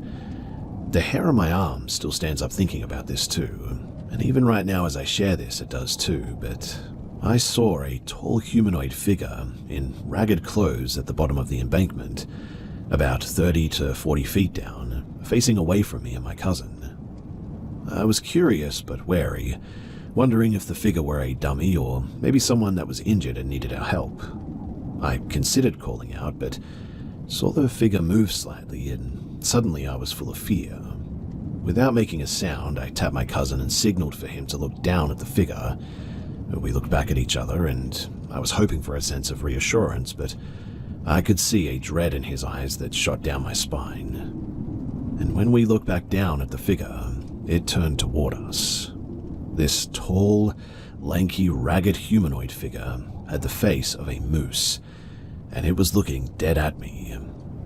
We locked eyes, and I cannot explain why, but I knew that it wanted to eat me. We didn't wait, we didn't even scream. My cousin and I just ran away as fast as we could possibly run, back the same way that we had come in. As I ran, I could feel that we were being pursued, and I was younger and a step slower than my cousin. The air also suddenly grew thicker and hazier, and the woods changed around us. All of a sudden, my cousin and I came into the clearing in the woods that did not exist when we had passed through originally. The air there was particularly thick, almost green with fireflies floating everywhere. The ground in the clearing was also marked with circles of mushrooms. It was very disorienting, and it felt like the clearing was sort of luring me in to stay forever, when all of a sudden I heard my mum call out to me through the woods. She, along with some of my uncles and aunts, came to look for me and my cousin. We were the last two in the woods, and it was getting darker. It was time to sit for Thanksgiving dinner. Her call, though, pierced through the fog of this experience, breaking whatever curse was on me and my cousin, allowing us to finally run away and escape. My cousin and I, we told the others what we had seen, that we had been pursued by a moose man who wanted to eat us, but obviously nobody believed us. And I mean, I probably wouldn't have believed my own senses either, if not for what happened next. You see, after dinner, all of the kids went back outside to play in the yard, running behind the sheds and cutting in and out of the woods at the edge of the yard, evading and capturing each other in a game called Manhunt. I was still afraid from before, but took comfort in numbers and proximity to the house as well. As a large group of us were trying to locate the last of the fugitives, one of my cousins shone a big flashlight into the woods. And there, our whole group saw one of our fugitive cousins in a bush, and standing right behind him was a tall, ragged humanoid figure with the head of a moose towering over the bush. We all instantly screamed and sprinted back inside. And that was obviously the end of the games, that day at least. Sometimes I bring up this event with my cousins to see if they still remember, and they do, but they really hate to talk about it.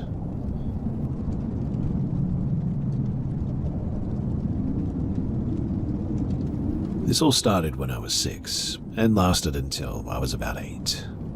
I lived in a house with my mother, my 2 brothers, my mother's friend Tracy, and Tracy's boyfriend Paul, along with 3 of their boys. I was the only girl with 5 boys. This house was in a small town in Ohio as well, and since I was the only girl, I had to have a room by myself while all the boys slept together in the same room. And every night, and it never missed a night, I was awoken terrified to a little boy screaming and crying, while I would hear a woman say, "Shush, almost done." You would think that this could possibly be one of the other boys in the house, and my mother or Tracy comforting them, right? Wrong. You see, after many nights of being awoken and terrified, I would start to sleep with my mother, and I still remember the first time seeing this little boy. It was one night when I was sleeping with my mother, and she got up to go to the bathroom. I was hearing the same thing this night, so I ended up following her. When my mother was done in the bathroom and we were walking back into her bedroom, I look into the empty room, which isn't a bedroom, and I see a black small silhouette of a little boy standing there staring dead straight at us. I ignored it and followed my mother back to bed, but I would like to add that every night I could hear the woman walking back and forth down the hallway whispering. I remember one night in particular that I was laying there under the blankets terrified, humming to myself while the same thing happened, when out of nowhere, I hear a woman whisper into my ear, "You're mine." That morning, I saw the little boy again. I was laying in bed wide awake and I could see out the bedroom. This bedroom was at the end of the hall, by the way. And you know how the end of the hallways where there's like a wall? Well, I saw the same little black silhouette of a boy come out of the wall and walk slowly down the hall, staring straight ahead of him. I would like to add as well that I knew each time the crying and screaming would eventually stop, but still, that didn't make it any less terrifying. I lived by a railroad, and every time the railroad would go in the very early of the morning, all of it would stop. Fast forward a couple of months, and everybody's thinking little me was crazy because nobody heard or saw anything at night. Until Paul, Tracy's boyfriend, spoke up and said that if he's up late at night by himself, he would also hear and see, and I quote, "sketchy stuff." I cannot remember any specific circumstances after the ones that I mentioned above, but like I said, this happened for years, and I tried to look up any information about the house, but I couldn't find anything. I used to think that it was just spirits, but now that I'm older, I believe that it truly was something darker than just spirits.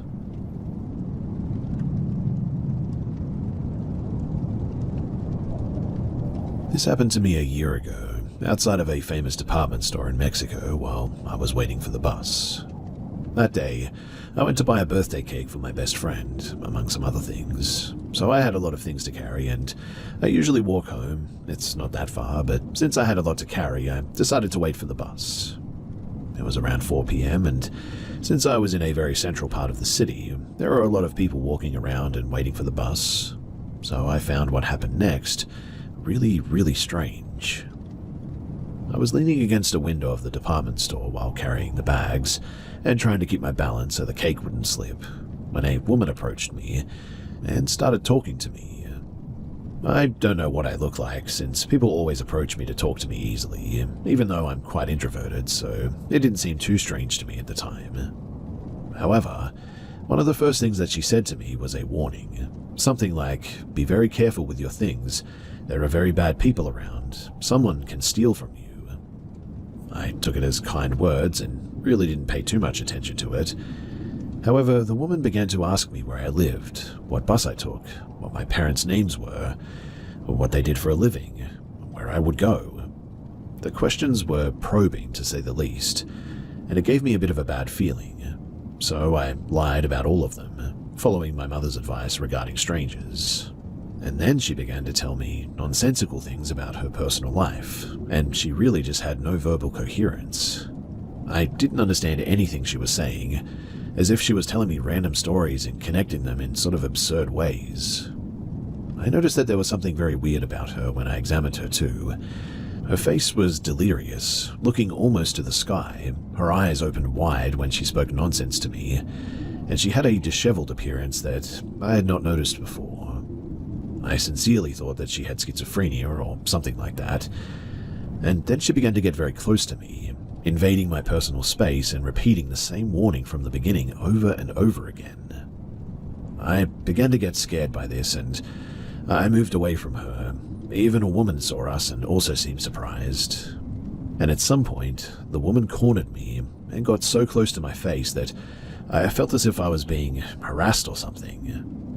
I forgot to mention too that when I said which bus I would take, she suddenly said that she was going to take that one too, even though she told me that she was going somewhere different. She spontaneously made up that she was going to visit her brother or whatever, and that's why she would take that bus with me. I then told her that I think it would be better if I walked in the end because the bus was taking too long, but she just would not let me go. And when I insisted on going, she told me that she would accompany me because she was going to the same place.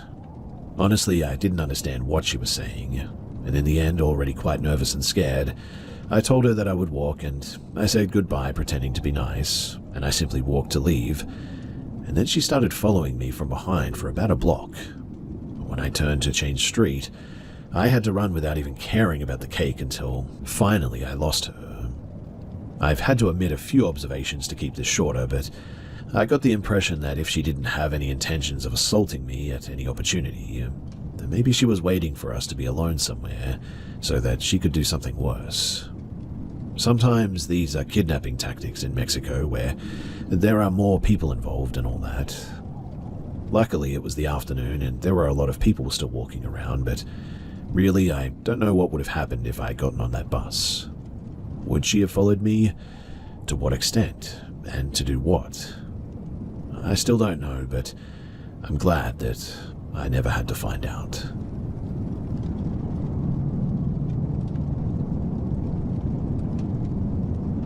Years ago, when I was 11 and living in Hawaii, I had an intense feeling of dread all of a sudden. Just absolute dread hanging over me. I believe it started Friday and kept building till Thursday. Then next Friday it comes again. I go to school and strangely I don't feel it at all, but the second that I get home, there it is, and it's worse than before. I knew too that somebody was going to die that day. I absolutely knew it was going to happen to somebody in my family.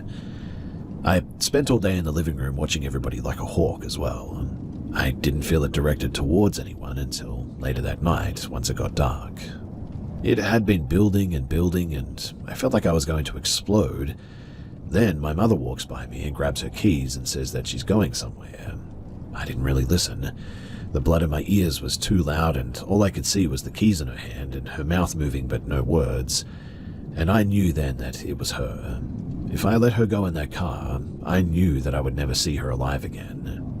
And I flipped out. I had an absolute freak out.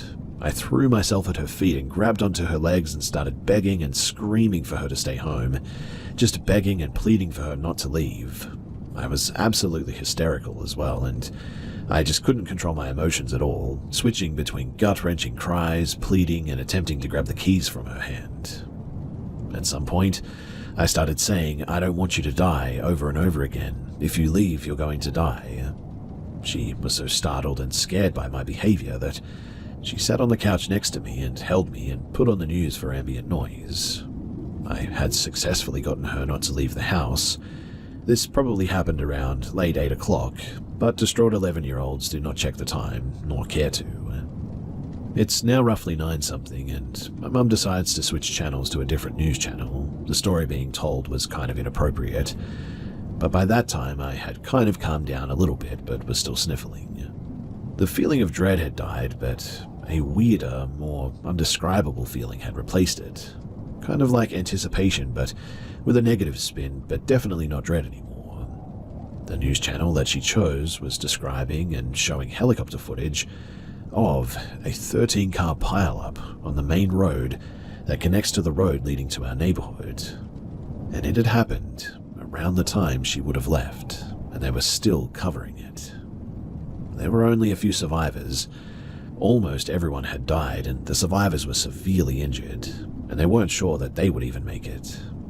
The pileup happened on the road that she definitely would have taken.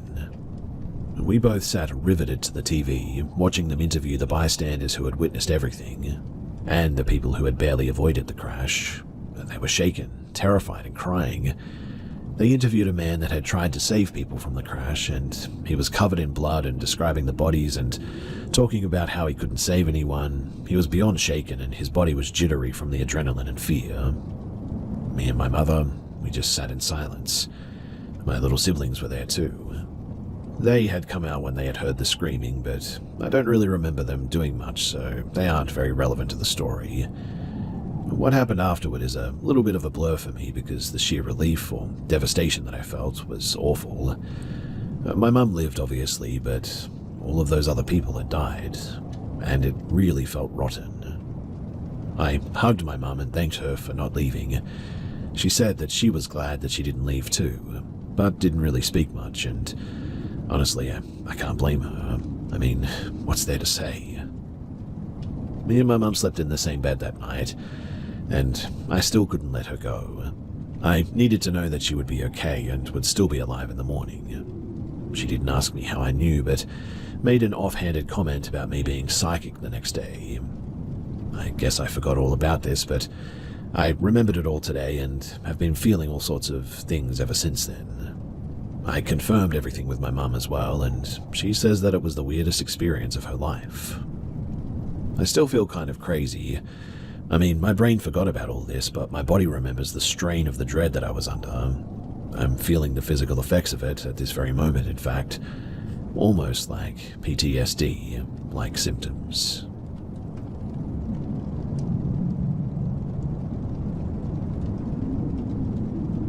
I thought that I would share my story about my grand's house. I'm aware of 4 events that happened in that house, and I'll caveat by saying that I'm probably best described as a curious skeptic. Paranormal stuff, it definitely fascinates me, but I'm by no means claiming that there isn't a rational explanation. So, I'll get the first incident out of the way. It probably happened first to my knowledge anyway. My granddad died roughly 10 months before I was born. My cousin is the youngest in the family to have met him, and she claims that when she was staying at my grand's house one night after he had died, she woke up and he was allegedly standing at the end of the bed watching her.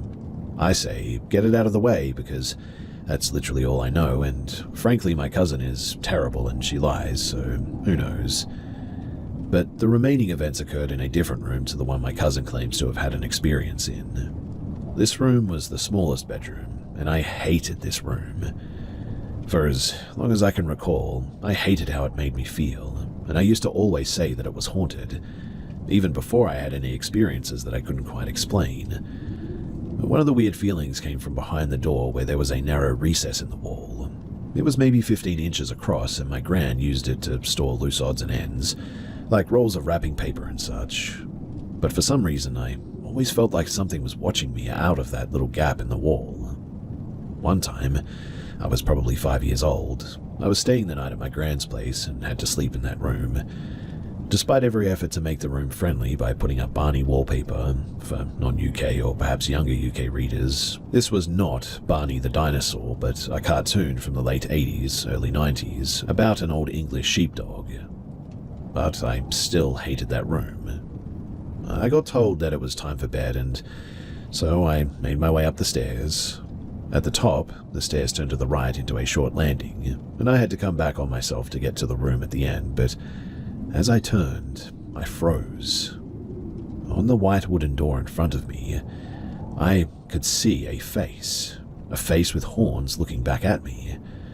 The only way that I can describe it, though, was that it was almost like seeing it in my mind's eye rather than a physical mark, but I would swear to you that it was right in front of me, looking at me from the door.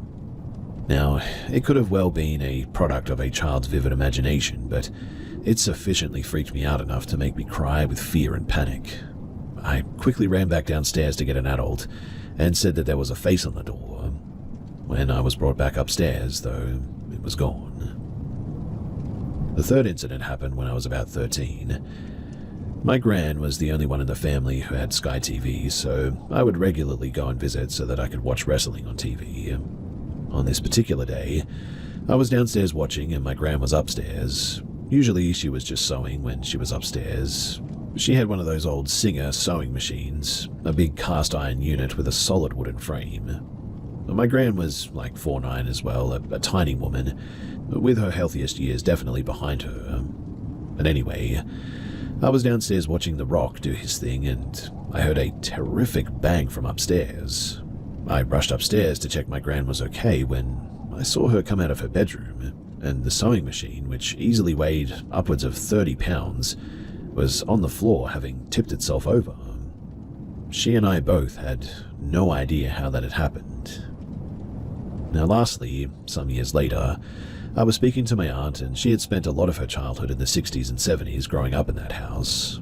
She said that that room had been her bedroom, and she told me that she also hated this room and thought it to be haunted, and that she had had an experience of her own in there. You see, the bedroom sat at the front side of the house and had one window, which was directly above the front door, and she recalled that one day she was out in the street playing with her friends while her siblings and parents were at work.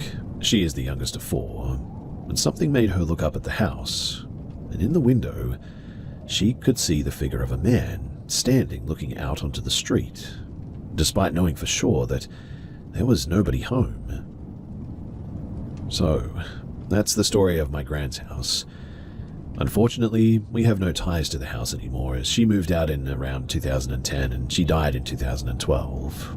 But I still regularly think about that house and the weird feeling I got in that bedroom throughout my childhood, and only ever in that bedroom. Not the rest of the house, only there. So, if you've managed to stumble through all of my rough memories here, then thank you, and I would be interested to know your thoughts about any of this.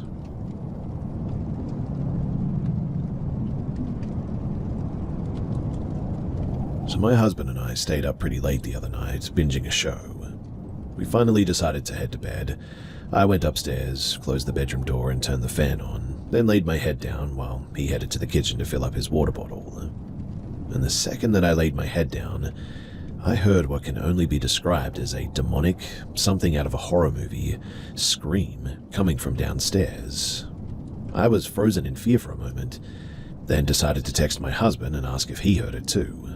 He immediately texted me at the same time to confirm that he had heard it, and as soon as he did, he bolted to the living room to check on our 2-year-old daughter, as she had fallen asleep on the couch, to find her passed out, mouth open and snoring. So we know that it couldn't have come from her. Not that she could make that kind of a sound to begin with, but we were just trying to make sense of it. But it did come from our living room, that much was clear. I sort of feel actually insane explaining it because it felt like something that only happens in horror movies. I mean, I've never experienced this before. We live in the city, and it was -35 that night, so we definitely had all of our windows shut. The sound didn't come from outside, in other words. We ruled out any animal noises, as we don't have a ton of foxes in the areas, and let alone in the city.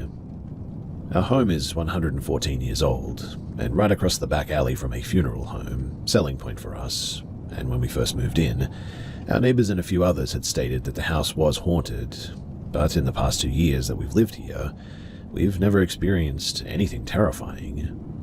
I mean, the odd shadow figure in our peripherals, sounds that could be easily chalked up to our cats. Sleep paralysis has frequented me more often, but as for paranormal activity, I wouldn't confirm our house is necessarily haunted. It hasn't happened since. We're both extremely confused and honestly slightly terrified as well. I did smudge our home heavily the next morning, windows open, and let out the stagnant energy. But does anyone have any ideas of what this could have possibly been, if not a terrifying paranormal event?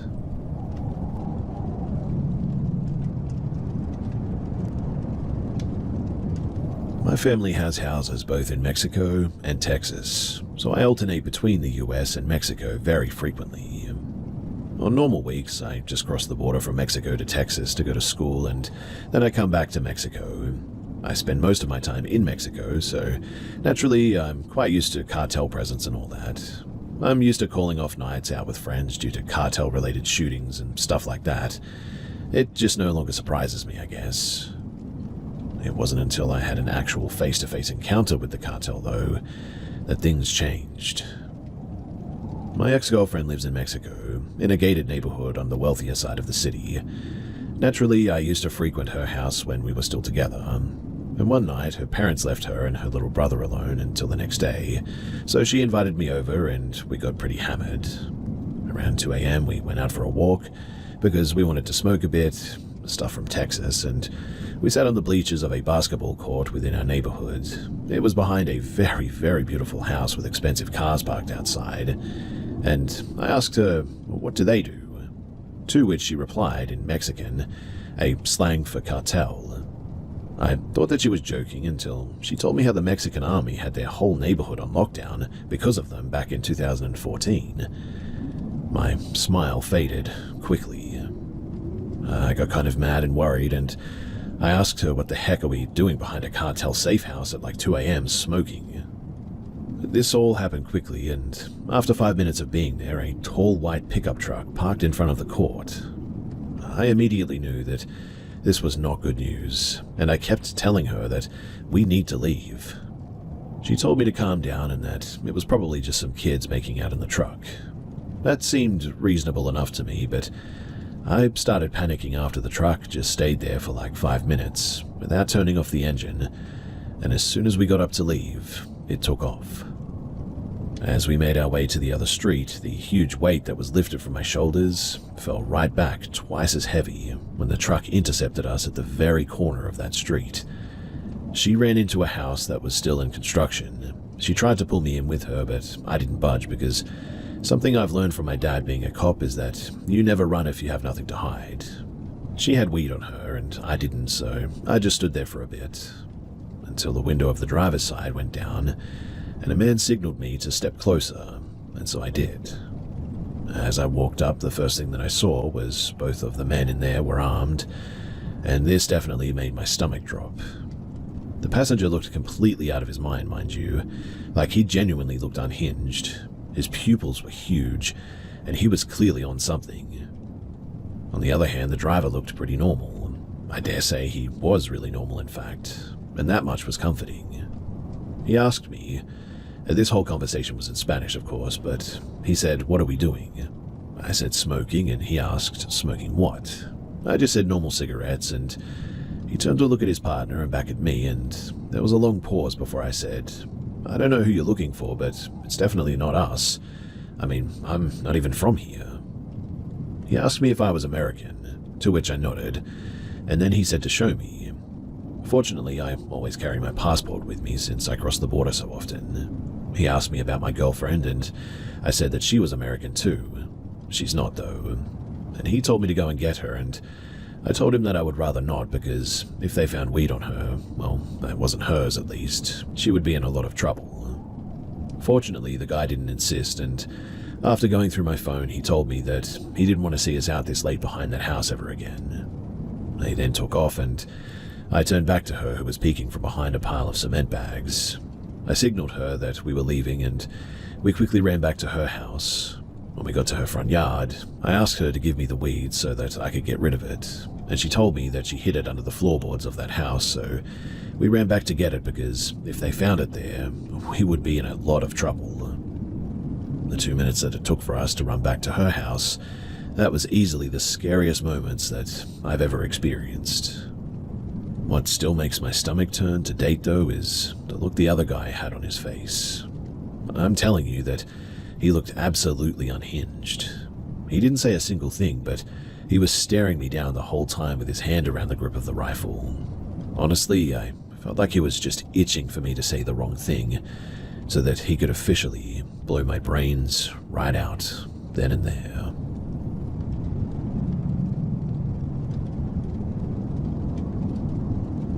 Shortly after moving into our home, we started experiencing paranormal activities, I guess you could call it. Our house is not old by any means. It was built in 2010, so it has very little history. Most of the things that happened would happen at night, though. Things like voices and really hard slams against the walls. I'm not talking about the house settling. I mean, it would sound like a football player hit the walls at full force. On 2 separate occasions, we came out of our room in the morning and all of the pictures on the walls were now on the ground. Mind you, these are 4 pictures on different walls. Both my mother and friend spent the night on our couch once and said that someone was walking around the house all night waking them up, and they honestly thought that it was me. But I was in my own room all night, and I have prosthetic legs, so it definitely wasn't me sleepwalking.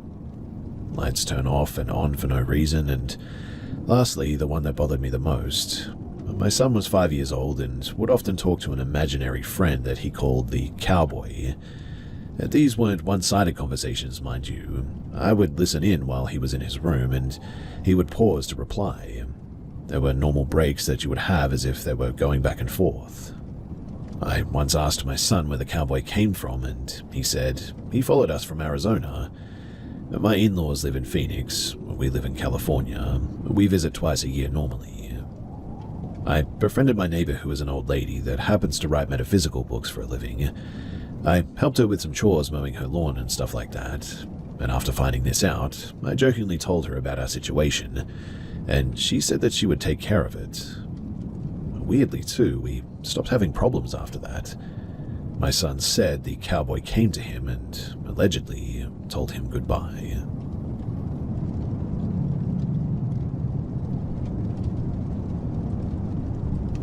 So 6 years ago, I was homeless. It was just me and my cat in the woods. I used to live in this wooded area that over the years had a lot of suicides via jumping off of cliffs that led to the ocean, and a lot of OD or murders of homeless people even in the past. It's all craggy cliffs with a thicket of trees and high bushes. A lot of people like to hike through there. Now, I know it sounds like a horror movie setup, and you're absolutely right, but I don't scare easy, and I wanted privacy for me and my cat. So one night I woke up at around 3 in the morning, from what I would guess about maybe 100 feet away. I heard this really beautiful singing. I woke up from it. I mean, it was very strange in how faint it was, but it woke me up instantly. And out of nowhere, the singing stops. I'm in my tent with my knife drawn just to be sure, and it's 3 in the morning after all. Without hearing any footsteps, which would be impossible for my surroundings, I heard a woman's voice inches from my tent. She said, "Is he awake?" I vocally say, "What the heck?" and leap out of my tent with my knife. It took me about 5 seconds. I got out and there was no one there, not even a hint of anybody. I had my light on, wide awake, and there was nothing. Well, after a cigarette and standing out there for a few minutes, eventually I went back to bed. That was the only real spooky thing that has ever happened there.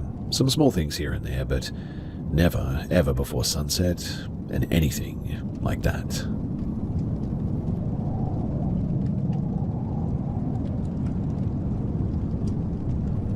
So this happened years ago, but I'm now recollecting bits and pieces from that event and am thankful to be sane and safe. I'm honestly just airing it out so I can get input or opinions, because really I just don't know what to make of it. I'll preface this by saying that this happened a while ago, back in 2019 when I was 16 years old, hence I was very naive and quite gullible. I'm aware that it might not be a human trafficking case, but it does seem suspicious regardless. So, for context, this happened in a relatively large North American city. It was late December, a few days before Christmas. I had just finished hanging out with my friends and was using public transit, the subway, to get back home. My friends lived in a different area, so I had to travel back alone in that direction. The subway wagons were mostly empty. It was already dark out. I recall it being around maybe 8 to 9 p.m. I was sitting on an individual seat where the setup was structured in a way that had another seat perpendicular to my current one, which was empty. This one guy, who looked to be relatively young, plopped down on the adjacent seat and greeted me with a smile instantly. I didn't think too much of it at the time since, in all honesty, I thought that he was pretty cute. Physically, he had a middle part, chestnut hair, was relatively tall and very slim, nice facial features too. I don't remember his face in a very detailed manner, but I remember thinking that he was really cute. He was dressed in a sweater and jeans, didn't look disheveled or overly casual either.